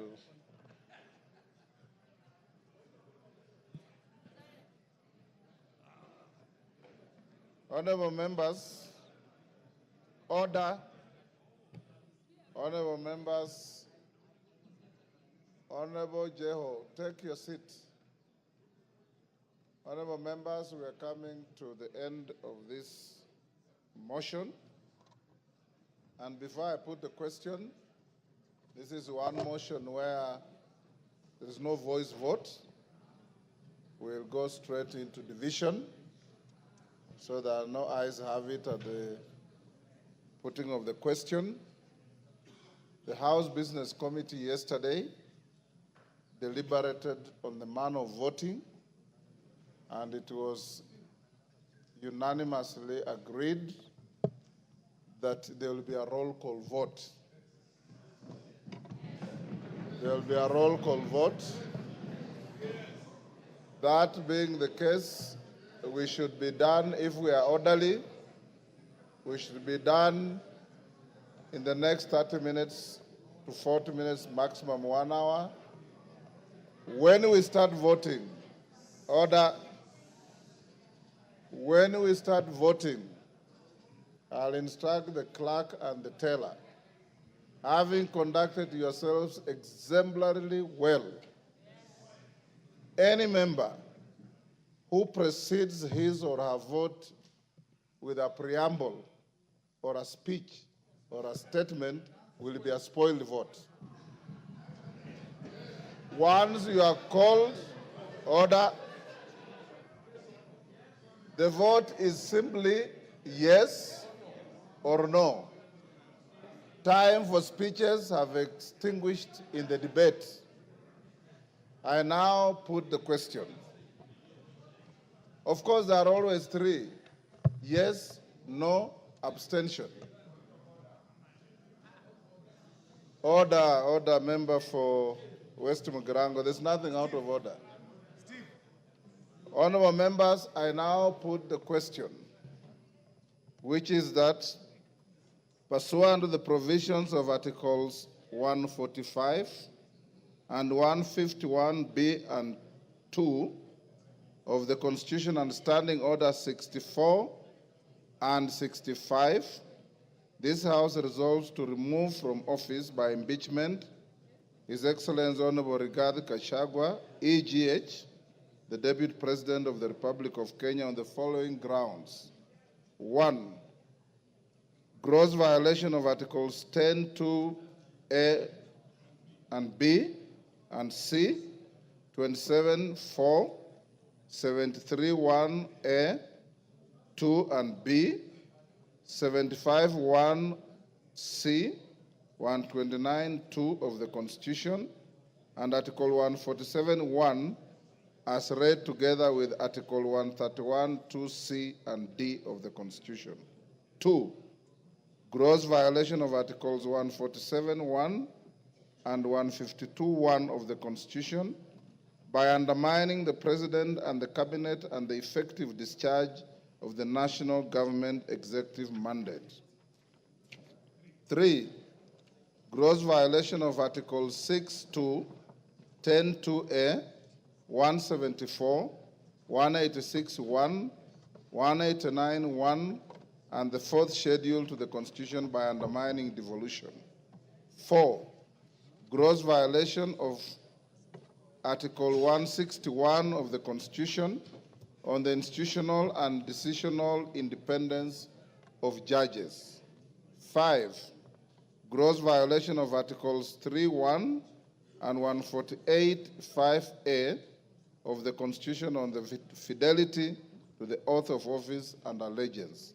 6, serious reasons to believe that His Excellency the Deputy President has committed crimes under Sections 13(1)A and 62 of the National Cohesion and Integration Act. 7, serious reasons to believe that His Excellency the Deputy President has committed gross economic crimes under Sections 45(1), 46, 47(a)(3), and 48(1) of the Anti-Corruption and Economic Crimes Act and Sections 2, 3, 4, and 7 of the Proceeds of Crime and Anti-Money Laundering Act.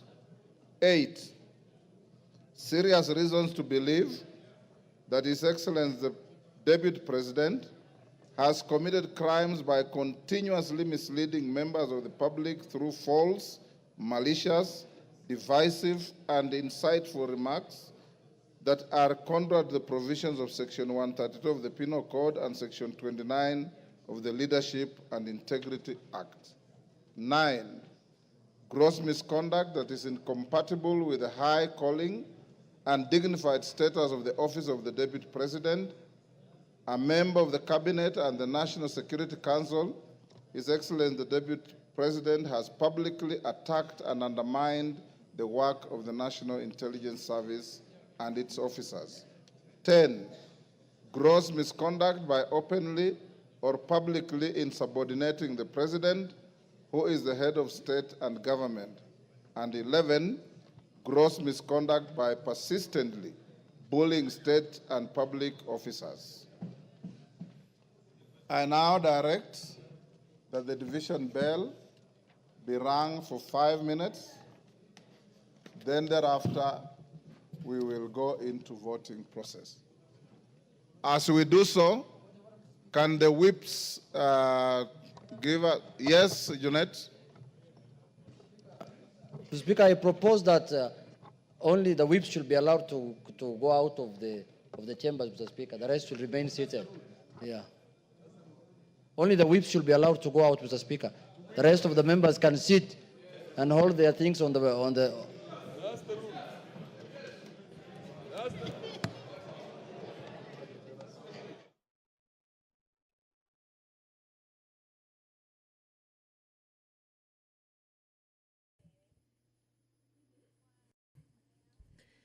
Good evening.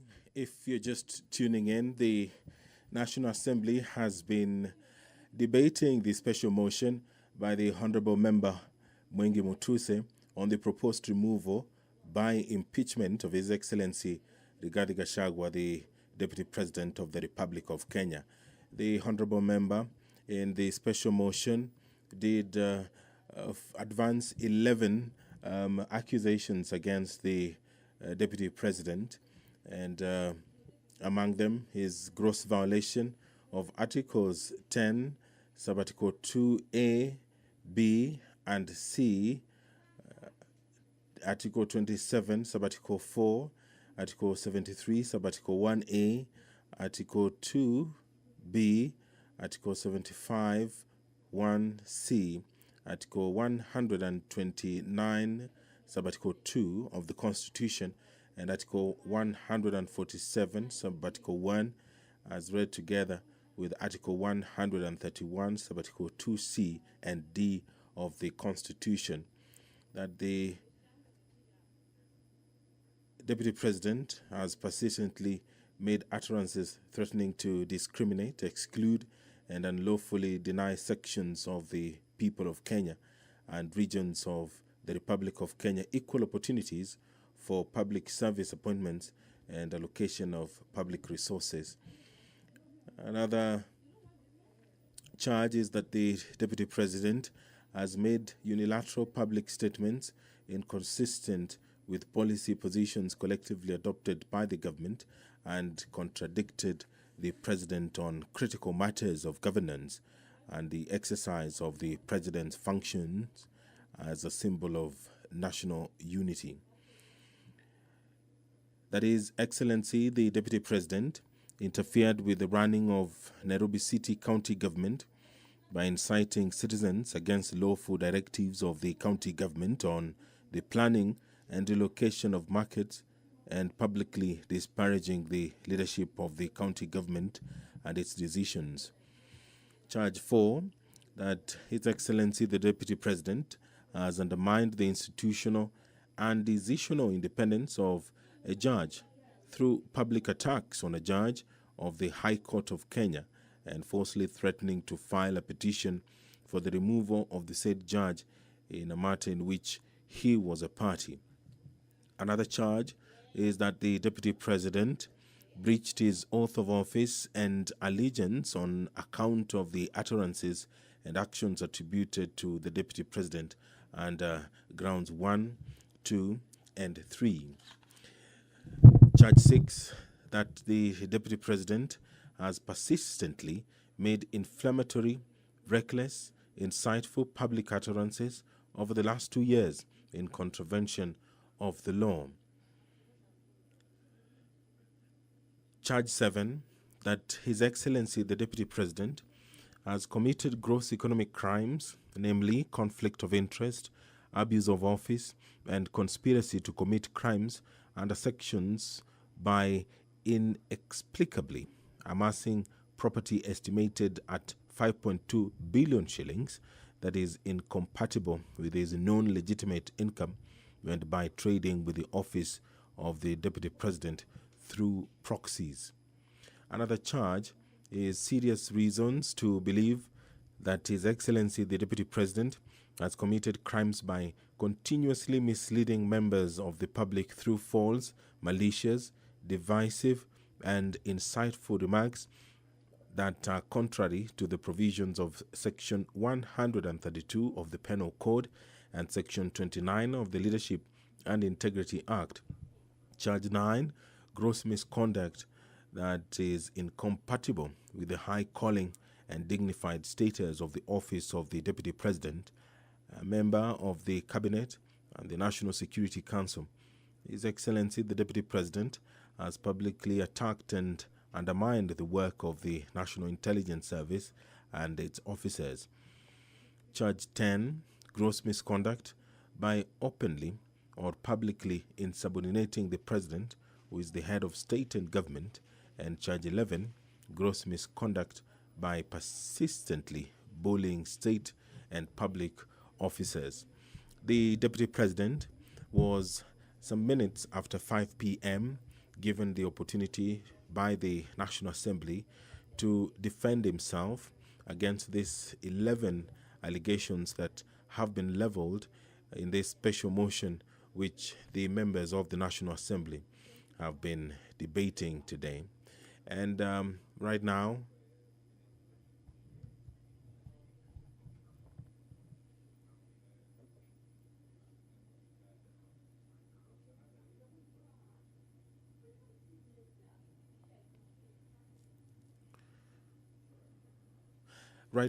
the respective leadership in the House is whipping members to come into the chambers to allow the division to proceed. Remember that this requires more than 200 or at least 233 members of the National Assembly voting in affirmative, and they will be doing so through a roll call. Standing Order 65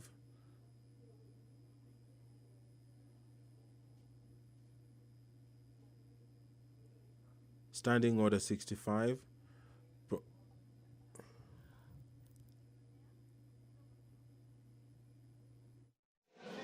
Honorable members, take your seats. Whips, you are satisfied your members are all in the House? Take your seats.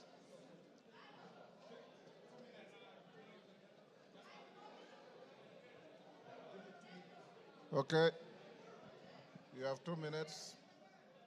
Members who are on their feet, take your seats. Thank you.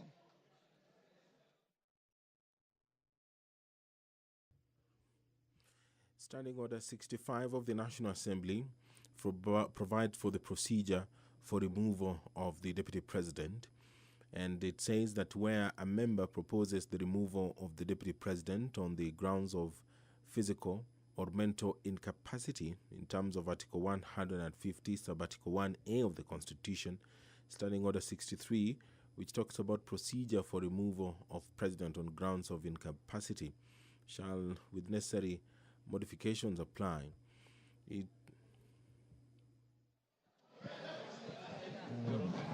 have to do something about these mics.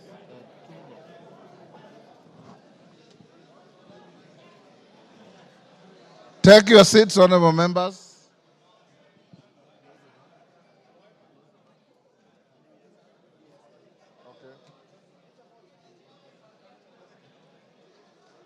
Osoro and Millie, are all your troops in the house? I want to draw the bar.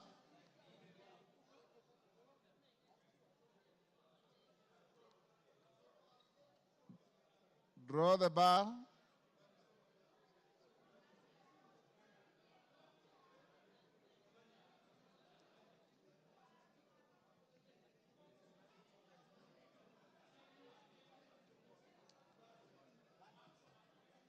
Take your seats.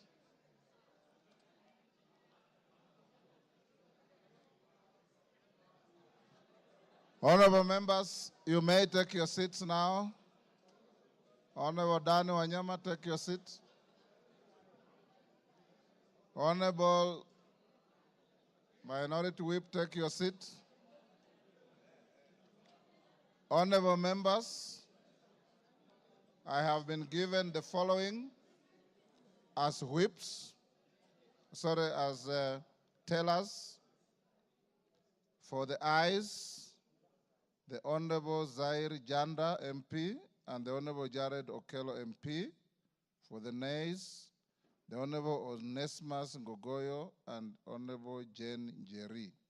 You may come forward and join the clerks at the table. Now the voting order, the voting will be as follows. Order. We will start by calling out the Honorable Samal, member for Isiolo. Is it West? Isiolo North. You all know Honorable Samal has a condition and he needs to be assisted. So the clerk and the tellers will go to where he is.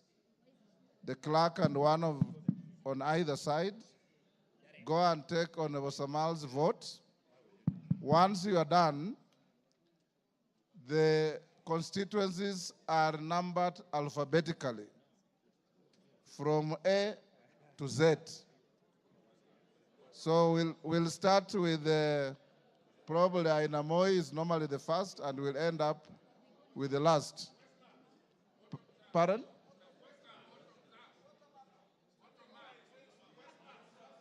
Yes.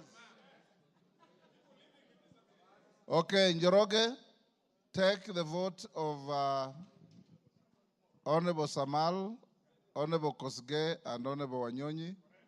Then go alphabetically for everybody else. And when voting is going on, members, you must remain in your seats. You must remain silent and let the process go on uninterrupted, the same way you have been orderly the whole day. Of course, I put the question, pardon? Yes?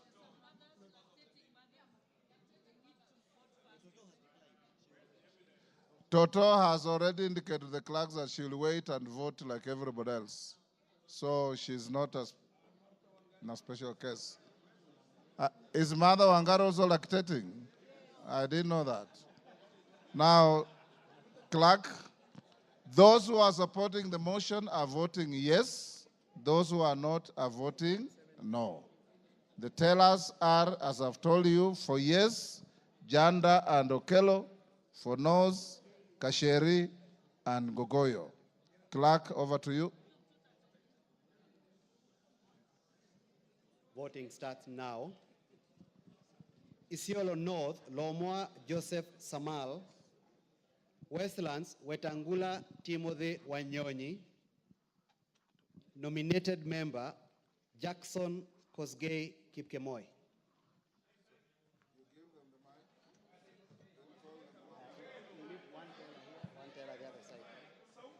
Who will go there?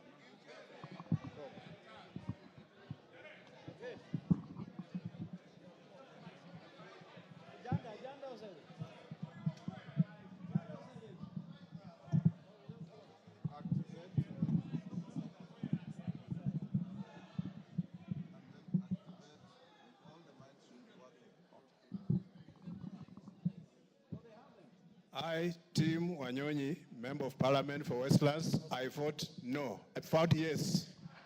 I vote yes.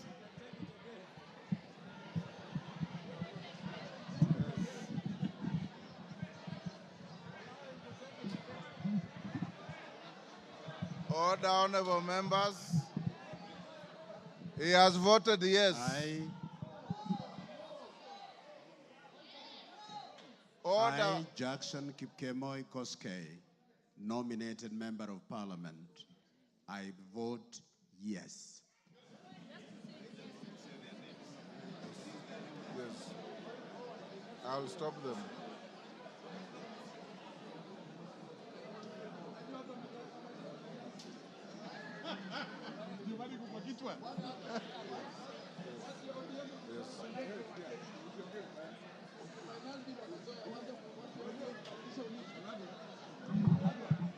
You are done with Honorable Samal? He can't talk. Honorable members, for the rest of the members, when your name is called, don't repeat your name. Just vote yes or no. Okay, go ahead, Njoroge.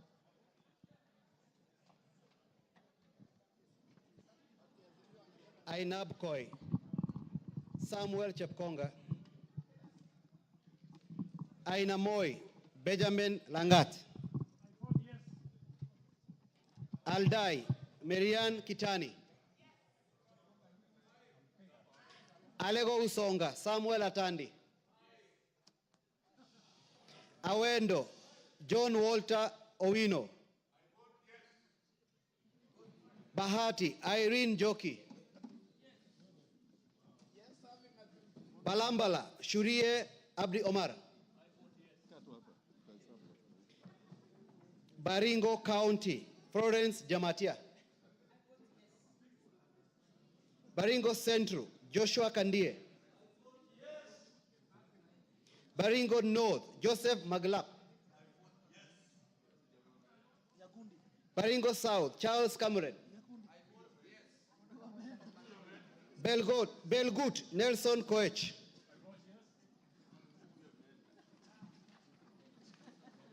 Bobasi, Innocent Obiri,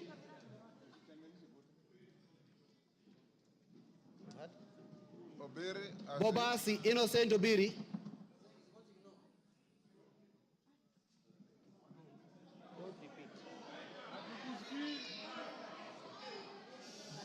Bamachoge Borabu, Nolfason Obadia, Bamachoge Chache, Alpha Miruka Ondieki, Bomet County, Linet Chepkorir Toto, Bomet Centro, Richard Cheriot Kilel, Bomet East, Richard Kipkemoi Yegon, Bonchari, Charles Onchoke, Bonchari, Charles Onchoke, He's voted yes. Bondo, Gideon Ochanda, Borabu, Patrick Osero, Budalangi, Raphael Sauti Bita Wanjala, Bomula, Nelson Jack Wamboka, Bungoma, Kadri Nanjala Wabilianga, Bura, Kuno Yakub Ado, Bureti, Kibet Kirui Komingoi, Busia County, Omanyo Kadri Nahambi, Omanyo Kadri Nahambi, Butere Nicholas Tindi Mwale, Butula Joseph Oyula,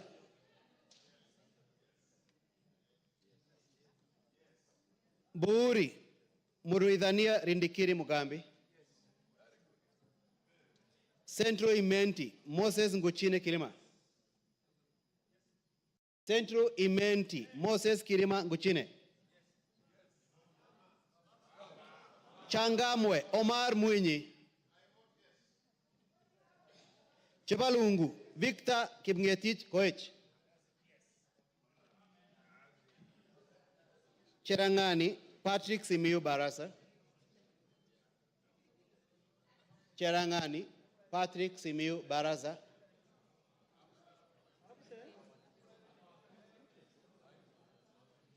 Chesumei, Paul Biego.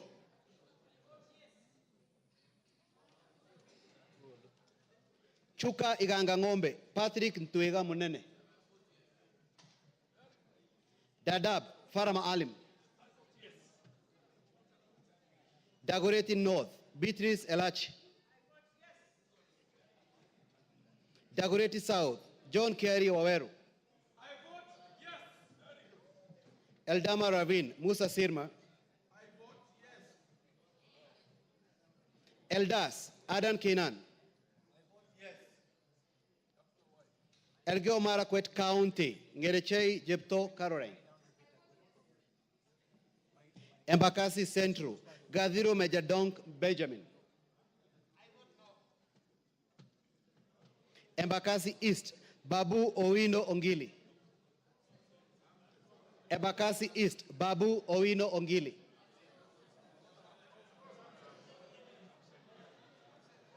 Embakasi North, James Gakuya.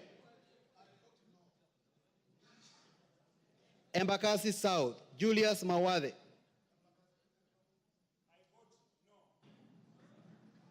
Embakasi West, Mark Samuel Mwenje Mureithi. Embakasi West, Mark Samuel Mwenje Mureithi.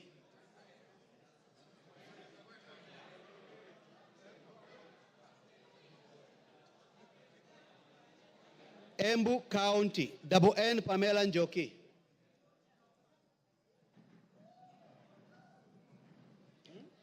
Mgwen. No. Mgwen. Lelmegit Jose Gipto. Emuhaya Omboko Milemba. Emura Dikir Johanna Ngeno. Endebes Robert Pukose. Fafi Yakub Farah. Funyula Oundo Wilberforce. Galole Said Buya Hiribae Said Poster. Ganze Charo Kenneth Tungule. Garissa County Udgon Amina Siad.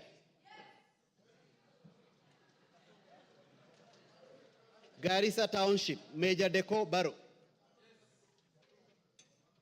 Garsen, Ali Wario Guyo. Katanga, Wakili Mureu. Gatondo North, Kururia Njoroge. Gatondo North, Kururia Njoroge.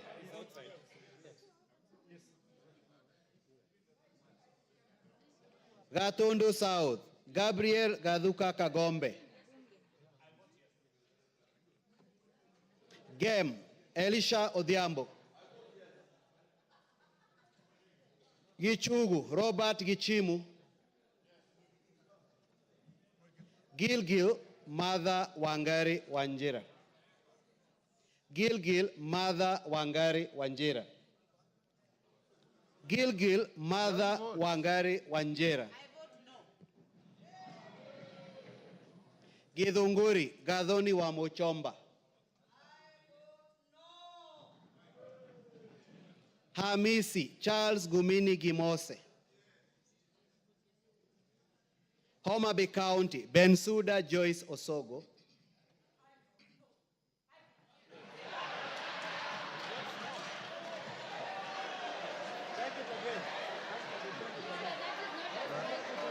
Pardon? Take the vote again. Order, Bensuda, utaitwa tena.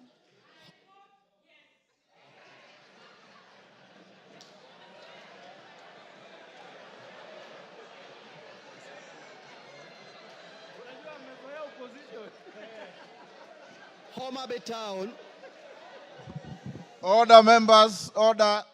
Homa Bay Town, George Peter Kaluma. Igembe Central, Daniel Karido Kili. Igembe North, Taitumu Julius. Igembe South, John Paul Mwirigi. Ijara, Abdi Ali Abdi. Ikolomani, Shinali Bernard. Isiolo County, Mumina Bonaya. Isiolo North, Isiolo South, Bidu Tubi Mohammed.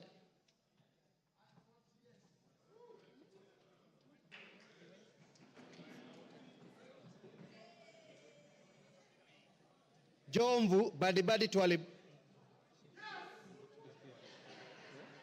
Juja George Koimburi.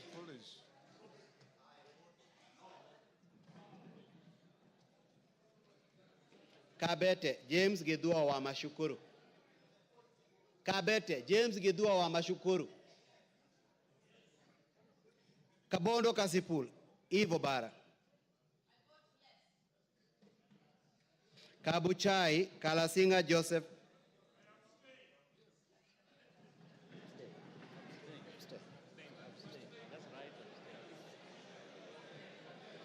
Kacheliba Lote Titus. Kacheliba Lote Titus. Kaiti Joshua Kivinda Kimilu. Kaiti Joshua Kivinda Kimilu. Kaiti Joshua Kivinda Kimilu.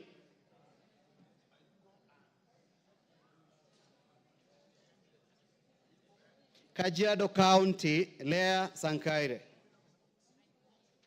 Kajiado County, Lea Sankaire. Kajiado Central, Memusi Elijah.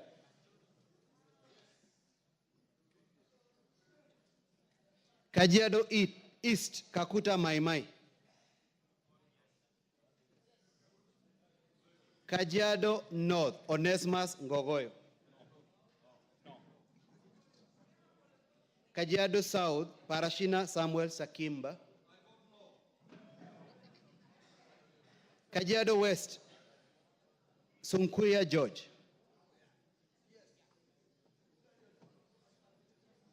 Kakamega County, Elsie Muhanda. Kaloleni, Paul Katana. Kamukonji, Hassan Yusuf. Kamukonji, Hassan Yusuf. Kamukonji, Hassan Yusuf.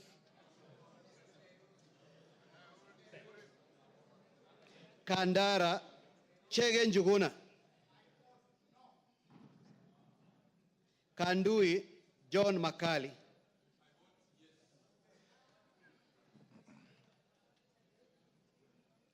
Kangema, Peter Kihungi. Kagundo, Fabian Chule. Kapenguria, Samuel Moroto. Kapsaret, Oscar Sudi. Kapsaret, Oscar Sudi.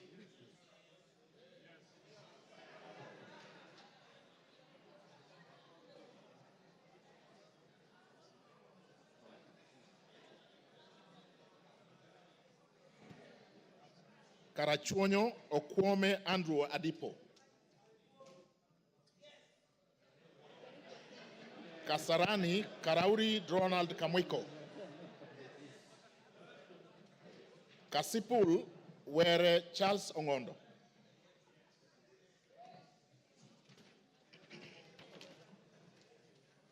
Kathiani Mbui Robert. Keyo North, Korir Adams Kipsanai. Keyo South, Kipkoech Gideon Kimayo. Kericho, Kemei Beatrice Chemweno. Keses, Ruto Julius Kipleting.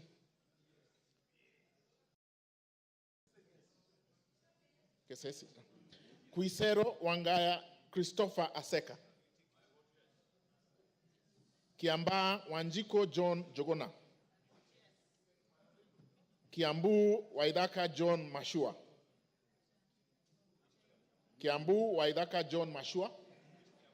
Kiambu Town. He's not here. Kiambu Murada Ann Wajiko Mugo.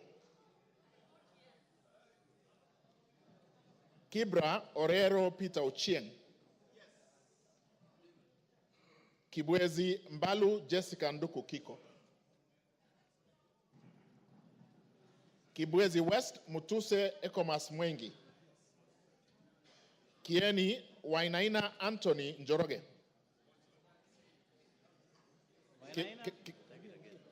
Kieni Wainaina Anthony Njoroge. Kigumo Munyoro Joseph Kamau. Keharu Nyoro Samson Dindi. Kikuyu Ishungwa Anthony Kemani. Kilgoris Sunkuli Julius Lekakeny. Kilifi Mwanyanje Gertrude Mbeyu. Kilifi North Baya Owen Ya. Kilifi South Kitty Richard Ken Chonga. Kilome Zambia Thaddeus Kethua. Kimilili Mutua Didmas Wekesa Barasa. Kiminini Bisao Morris Kakai. Kinango Rai Samuel Gonzi. Gonzi Rai.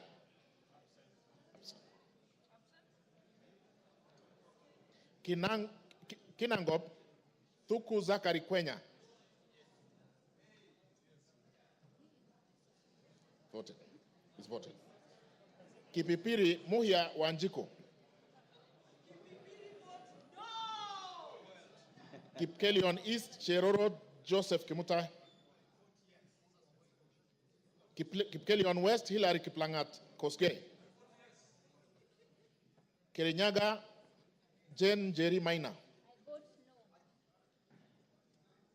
Kirinyaga Central Gitari Joseph Gashoki. Kirinyaga Central Joseph Gashoki Gitari. Kisauni Bedzimba Rashid Juma. Kisi Donya Doris Aburi. Kisumu Busia Ruth Adhiambo Odinga. Kisumu Central Oron Joshua Odongo. Kisumu East Ahmed Shakil Ahmed Shabir. Kisumu West Rosa Akinyebuyu. Kitui Irene Modoni Kasalu. Kitui East Nimrod Midhuka Mbai. Kitui Central Makali Benson Mulu. Kitui Rural Mboni David Mwalika. Nyamai Rachel Kaki Kitui South. Edith Vethi Nyanze Kitui West. Mokaya Nyakundi Japheth Kitutu Chache North.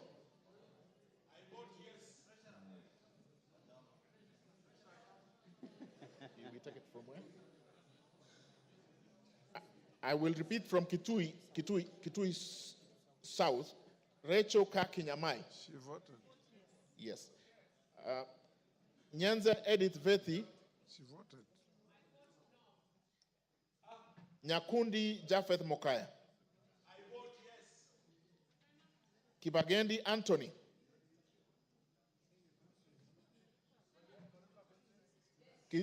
Kitutu Chache South. Amesema? No. Kibagendi amesema? Kibagendi. Kitutu Chache South, Kibagendi Anthony. Clive, Kitutu Masabak, Clive Ombane Gisairo.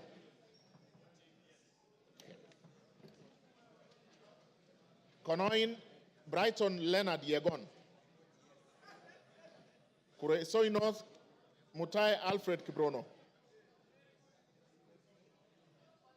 Kuresoi North. Okay. Joseph Kipkoske Tanui, Kuresoi South.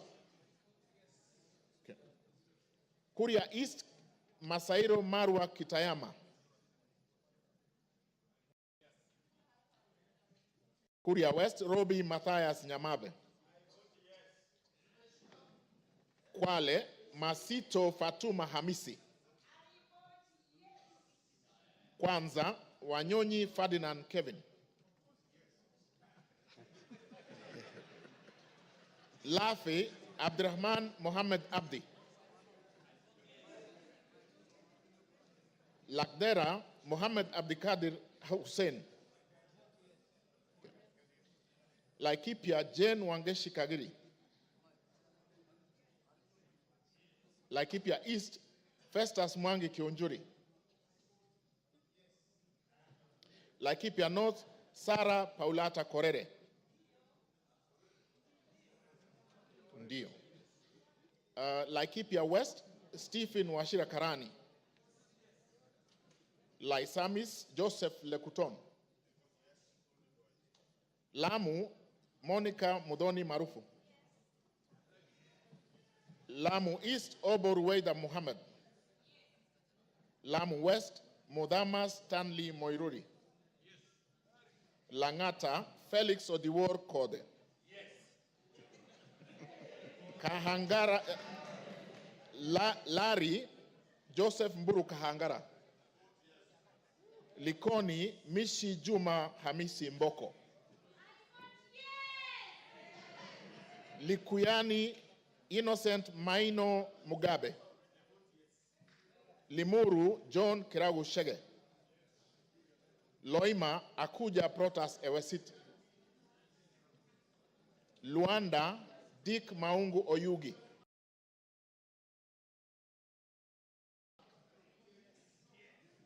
Thank you. Nabi Nabwera Daraja Lugari.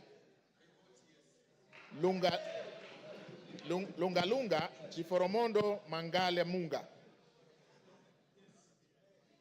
Lurambi Titus Hamala Mkhwana. Maara Japheth Miriti Kareke Mbyuki. Machakos Joyce Kamene.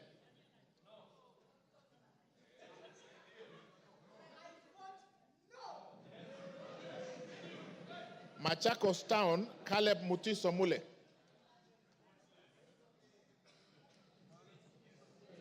Okay. Yeah, but George Aladwa Omwera Makadara. Makweni Kiamba Susan Dunge. Makweni Women Rep Mumo Rose Museo. Absent.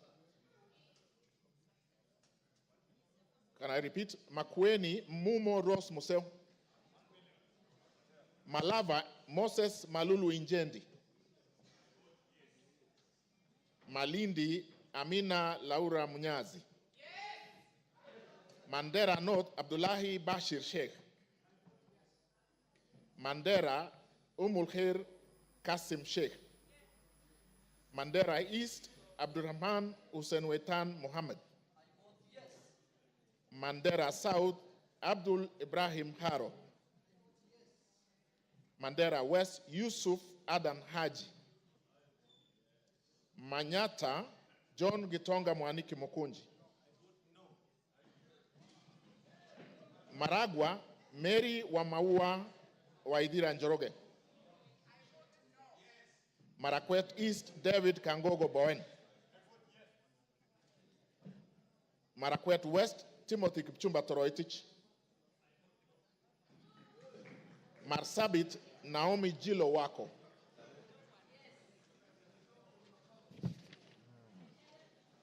Masinga Mwalio Joshua Mbithi Mutua. Masinga Joshua Mbithi Mutua Mwalio. Matayos Geoffrey Makoha Modanga. Madare Anthony Oluoch. Madioya Edwin Mugo Gishoki. Okay. Madira Kahugu Eric Mwangi.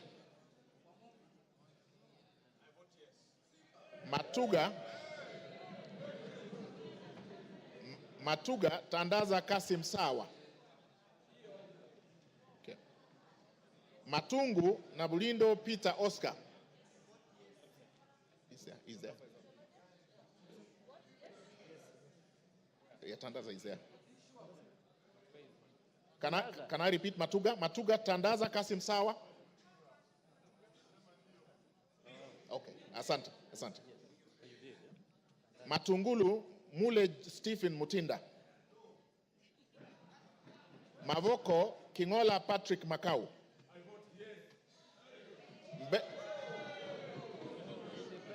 Mbere North Geoffrey Kariuki Kiringa. Mbere South Nebat Bernard Murioki. Mboni Nzioka Erastus Kivasu. Meru Kailemia Elizabeth Karab. Migori Mohammed Fatuma Zainab. Mogotio Kiborek Ruben. Moiben Phyllis Jepkemoy Barto. Molo Francis Kuria Kimani. Mombasa Zamzam Muhammad Chimba. Mosob Abraham Kipsang Kirwa. Moyale Jaldesa Guyo Wako. Msambweni Jaldesa. Okay, capture, thank you. Msambweni Badr Salim Faisal. Mount Elgon Fred Kapondi Chesebe. Muhoroni James Onyango Oyo. Mukorweini Gishoi Kagusha John Philip. Mumias East Salasia Peter Kalerwa.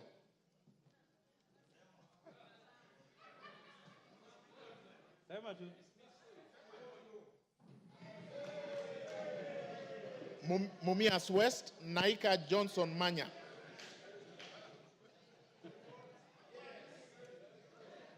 Moranga Betty Njeri Maina. Mvita Mohamed Saud Machele. Mwala Musau Vincent Musioka.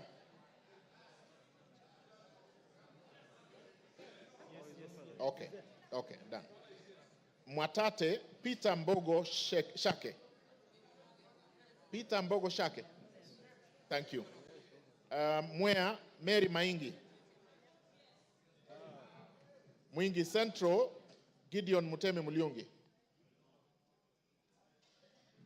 Mwingi North Paul Musimi Nzengu. Mwingi West Charles Ngusi Anguna. Nairobi City Esther Mudhoni Pasaris. Naivasha Kihara Jane Wanjiru Njeri.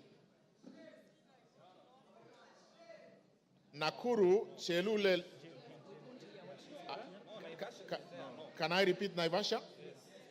Kihara Jane Wanjiru Njeri.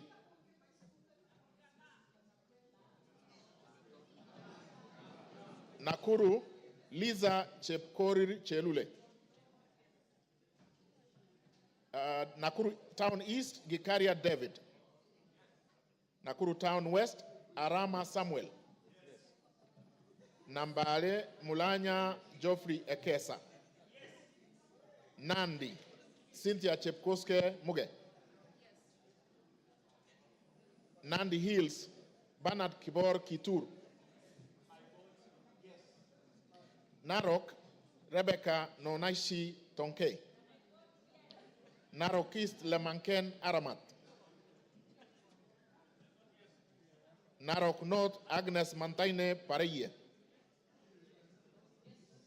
Narok South, Olentutu Kitilai.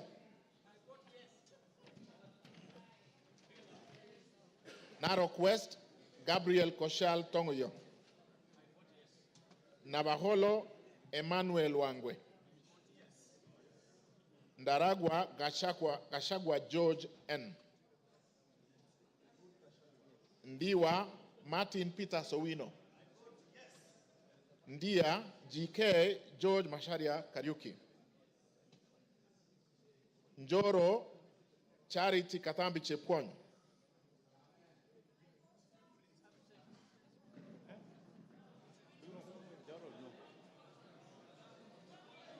North Hor, Guyo Adi Wario.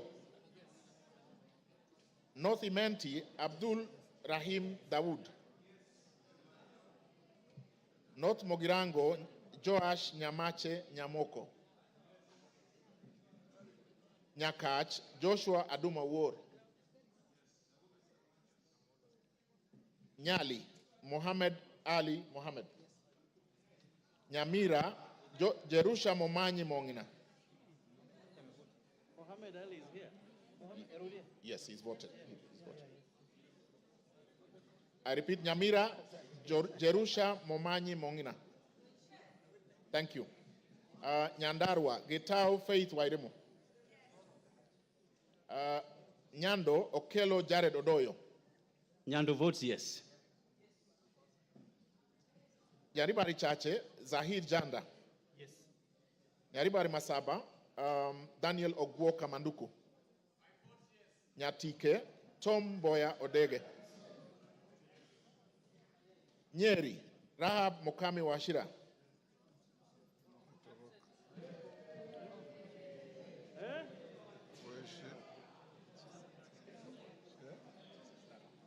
Nyeri Town, Duncan Maina Madenge.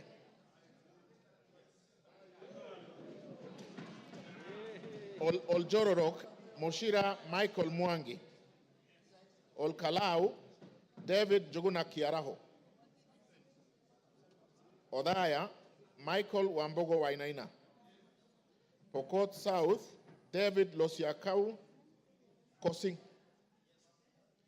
Rabai, Mupe Anthony Kenga. I have been asked to repeat Pokot South. He said yes. Pokot South, Kosing David Losiakau. Thank you. Rabai Anthony Kenga Mupe. Rangwe Gogo Linian Achieng. Rarieda Amolo Paul Otiende. Rongai Paul Kibet Chebor. Rongo Paul Abur. Roysambu Agustin Kamade Mwafrika. Ruaraka Francis Kajwang Tom Joseph. Roiro Kingara Simon Nganga. Runyanjes Karemba Eric Muchangi Njiru. Sabatia Sloya Clement Logova. Saboti Caleb Amisi Luyai. Saku Raso Dido Ali. Samburu Pauline Lenguris. Samburu East Jackson Lekumuntare Lentoijoni. Samburu North Dominic Eli Letipila. Samburu West Josephine Naisula Lesuda. Seme, James Wambura Nyikal. Shinyalu, Frederick Lusuli Ikana. Siaya, Odwor Christine Ombaka. Sigor, Peter Lochakapong. Sigor Awetsoin, Justice Kipsang Kemei. Sirisia, John Waluke Koi. Sotik, Francis Kipiegon Arab Sige. South Imenti, Idinji Shadrach Mwiti. South Mogirango, Onyego Silvana Sosoro. Soy, David Kiplagat. Starehe, Maina Mwago Amos. Suba North, Millie Grace Akoto Diambo. Suba South, Karoli Omondi. Subukia, Kashobe Samuel Kenudia. Suna East, Mohammed Junaid Sheikh Nu. Suna West, Peter Francis Masara. Taita Taveta, Lydia Haika Mnene Mizigi. Tana River, Amina Dika Abdullahi. Tarbaj, Hussein Abdibare. Taveta, John Okano Buire. Teso North, Edward Kaunya Oku.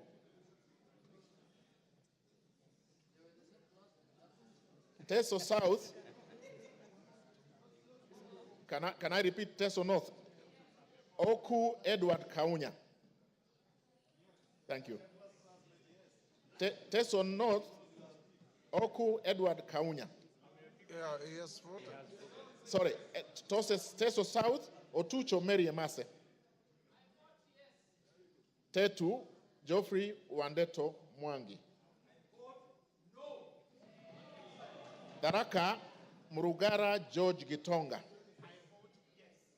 Daraka Nithi, Susan Ngugi Nduyo. Thika Town, Nganga Alice Wamboi. Tiati, William Kamket Kasait. Tigania East, Lawrence Purwaburi.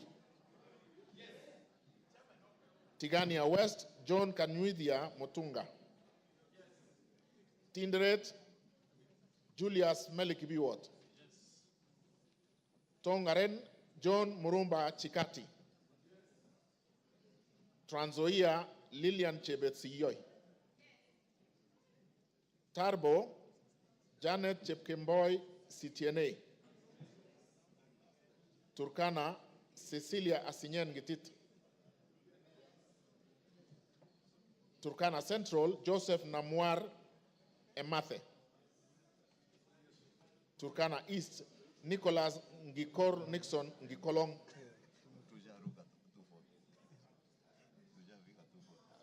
Turkana North, Paul Ekwom Nabuin. Is there? Yeah. Okay. Turkana South, John Ariko Namoit. Turkana West, Daniel Epuyo Nanok. Wasingishu, Gladys Chepkoskei Boss. Ugenya, Ochieng David Ouma. Uriri, Nyamita Mark Ogola. Vihiga, Kagesi Kivai Ernest Ogesi. Vihiga, Adagala Beatrice Kahai. Voi, Hamis Chome Abdi. Wajir, Fatuma Abdi Jeho. Wajir West, Aden Daudi Muhammad. Wajir North, Ibrahim Abdi Sane. Wajir South, Muhammad Aden Ado. Wajir West, Yusuf Muhammad Farah. Webuye East, Martin Pepela Wanyonyi.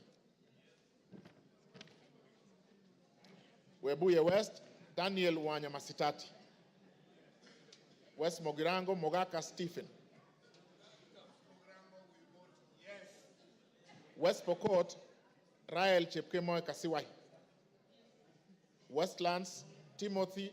He is already voted. Oh, sorry, we have done that, sorry. Undanyi, Mwakuona Danson Mwashako. Basil Robert Ngui Yata. Yata. Is he here? Ali Abdisirat Khalif. Sabina Wanjiru Shege.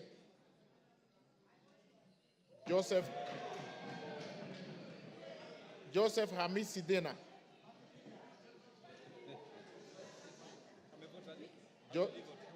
My vote, yes. Joseph Hamisi Dena. Okay. Suleka Hulbale Harun. Dorothy Mudoni Kiara. Joseph Wainaina Iraya. Irene. Joseph Wainaina Iraya. He's voted. Okay. Yes. Irene Nyakerario Mayaka. Umulher Harun Muhammad. Teresia Wanjiro Mwangi. No.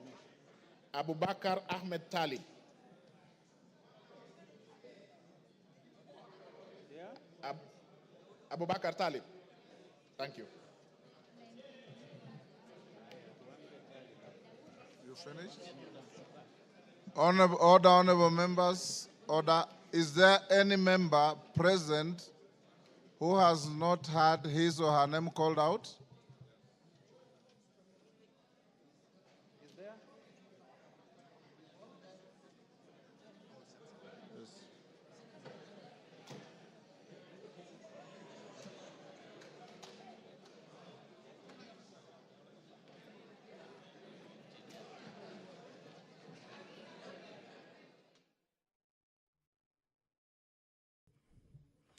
Good evening.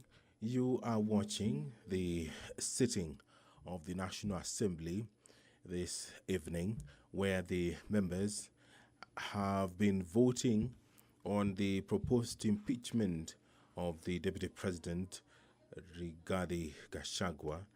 It was through a roll call as directed by the Speaker of the National Assembly. And what is currently happening is that the tallying of the votes is underway, and thereafter the pronouncement will be made as to how the members of the National Assembly voted this evening.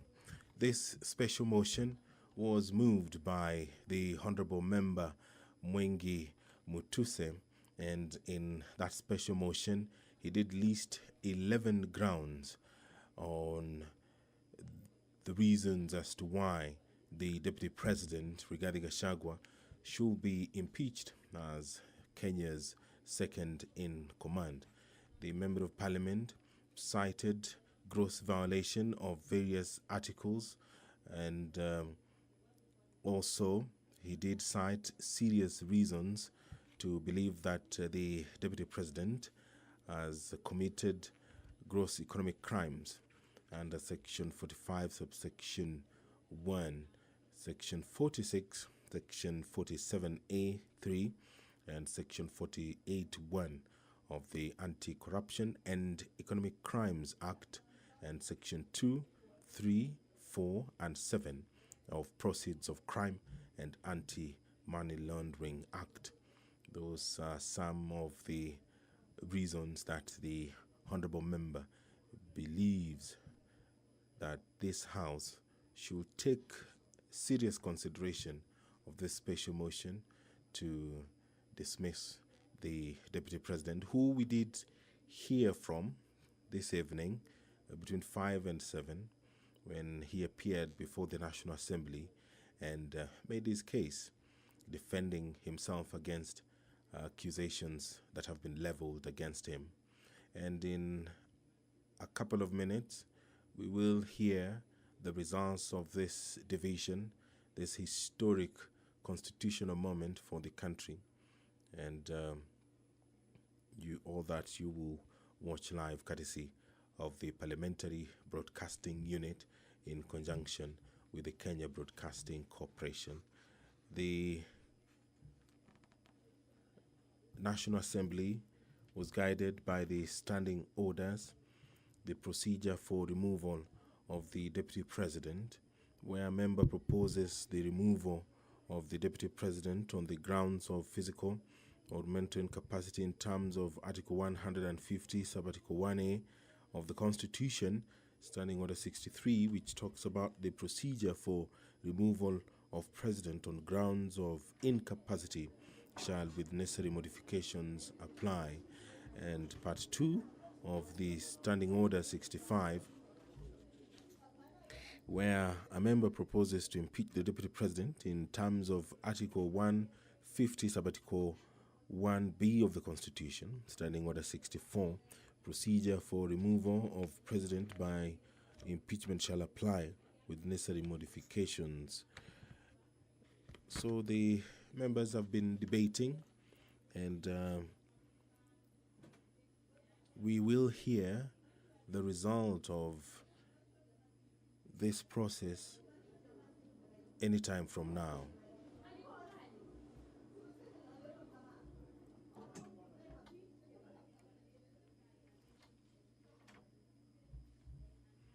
Standing Order 64 of the National Assembly provides for the procedure for removal of President by impeachment. Now, the Standing Order 65 borrows heavily from Standing Order 64, and these procedures,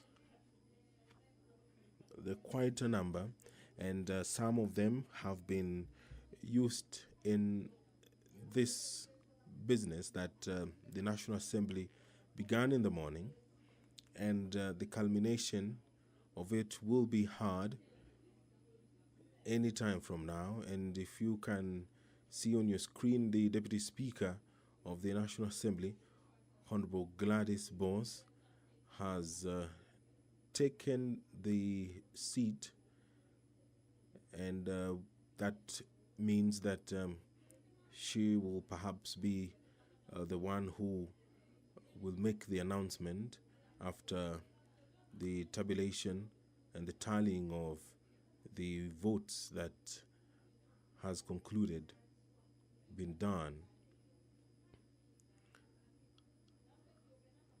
The number required to vote in affirmative, according to the provisions of the Constitution, is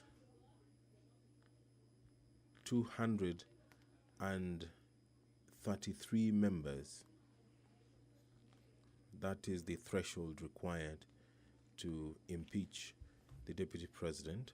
And there the Speaker has returned. The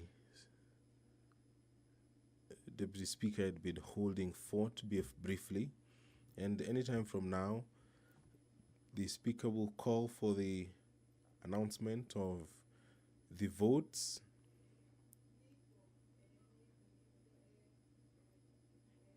which are currently being verified. It was a requirement that voting be done via roll call, and any moment from now, we will be hearing the result of that roll call. And just a quick recap of the 11 grounds which were outlined by the Honorable Member Mwenge Mutuse. That one, the Deputy President has persistently made utterances threatening to discriminate, exclude, and unlawfully deny sections of the people of Kenya and regions of the Republic of Kenya equal opportunities for public service appointment and allocation of public resources, Ground 2, the Deputy President has made unilateral public statements inconsistent with policy positions collectively adopted by the government and contradicted the President on critical matters of governance and the exercise of the President's functions as a symbol of national unity. Ground 3, that His Excellency the Deputy President interfered with the running of Nairobi City County Government by inciting citizens against the lawful directives of the county government on the planning and relocation of markets and publicly disparaging the leadership of the county government and its decisions. Count 4, gross violation of Article 160, Sub-Article 1 of the Constitution on the institutional and decisional independence of judges, that His Excellency the Deputy President has undermined institutional and decisional independence of a judge through public attacks on a judge of the High Court of Kenya and falsely threatening to file a petition for the removal of the said judge in a matter in which he was a party. Number 5, that His Excellency the Deputy President breached his oath of office and allegiance on account of the utterances and actions attributed to the Deputy President under grounds 1, 2, and 3. And count 6, serious reasons to believe that His Excellency the Deputy President has committed crimes under Section 13(1)(a) and Section 62 of the National Cohesion and Integration Act, that His Excellency the Deputy President has persistently made inflammatory, reckless, and insightful public utterances over the last 2 years in contravention of the law. Charge 7, serious reasons to believe that His Excellency the Deputy President has committed gross economic crimes under Sections 45(1), Section 46, Section 47(a)(3), and Section 48(1) of the Anti-Corruption and Economic Crimes Act, and Section 2, Section 3, Section 4, and Section 7 of the Proceeds of Crime and Anti-Money Laundering Act. That His Excellency the Deputy President has committed gross economic crimes, namely conflict of interest, abuse of office, and conspiracy to commit crimes under sections by inexplicably amassing property estimated at 5.2 billion shillings, that is incompatible with his known legitimate income, and by trading with the office of the Deputy President through proxies.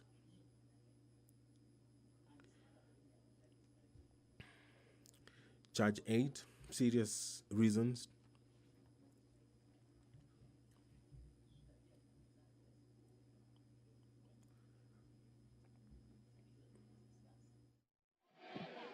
Order, honorable members. Give me that. Give me this. Order. Order. Osoro. Order. Order.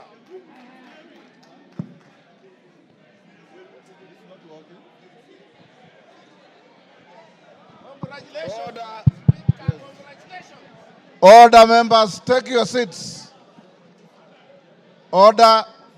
Angol, take your seat. Order, members, take your seats.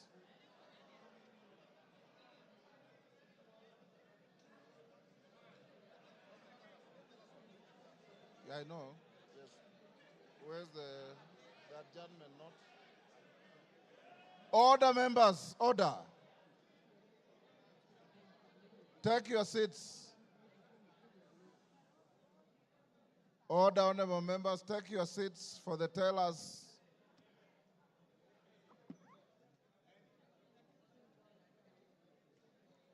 Take your seats.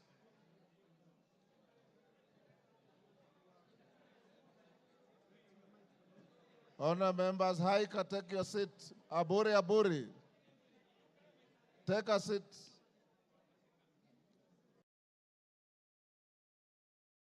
Tongoyos, take your seat. Take your seats, members. All is well that ends well. You have been very orderly, and I must salute you. Tell us, you may now approach the chair and announce the results.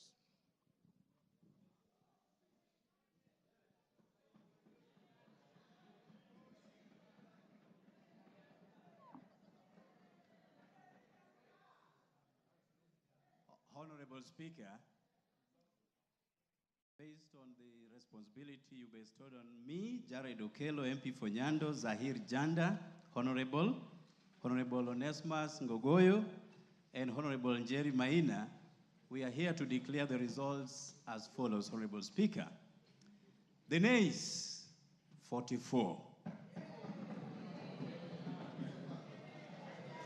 Abstentions, 1. And the ayes, 281.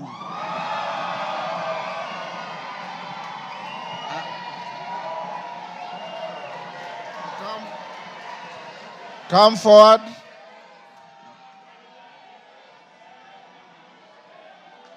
Order.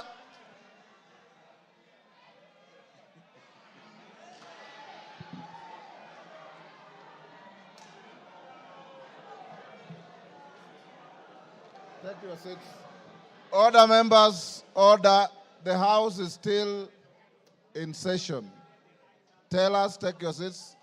Bensouda, take your seat.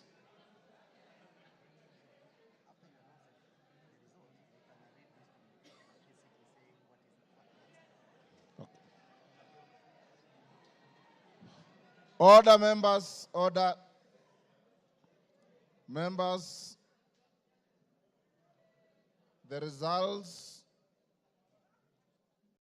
of the division on the motion are as follows.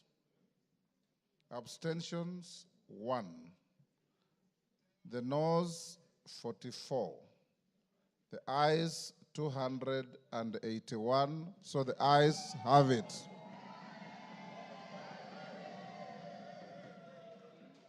And the results brought to the Speaker are duly signed by all the 4 nominated tellers.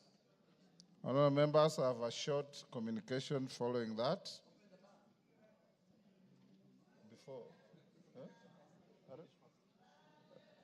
Order. The House is still in session. I have the following communication to make, honourable members, before we open the bar. On the decision of the National Assembly, on the special motion on the proposed removal from office by impeachment of His Excellency Rigathi Gachagua, the Deputy President of the Republic of Kenya. Honourable members, as I had guided the House earlier in today's sitting, Article 145(2) of the Constitution sets a threshold of at least 2/3 of the members of the National Assembly to vote in support of a special motion for proposed removal by impeachment of the Deputy President of the Republic for the motion to be carried. According to the results of the division on the motion that I've just declared, a total of 281 members, being more than 2/3 of the members of the National Assembly, have voted in support of the motion. Article 145(2)(a) of the Constitution provides that, I quote, if a motion under Clause 1 is supported by at least 2/3 of all members of the National Assembly, the Speaker shall inform the Speaker of the Senate of the resolution within 2 days. In this regard, I'll proceed to discharge the singular duty placed on me by Article 145(2)(b) of the Constitution and under which to notify the Speaker of the Senate of the resolution of the National Assembly. The clerk is directed to prepare the necessary documentations to accompany the resolution. The House will resume tomorrow, Wednesday, 9th October 2024, at 9:30 a.m. to resume with the regular business as scheduled by the House Business Committee. I thank you. Members, will you now be upstanding? Draw the bar. Draw the bar. Open the doors. All Order, honorable members. Order. Order. Order, members. The House will now be adjourned until tomorrow 9:30 a.m.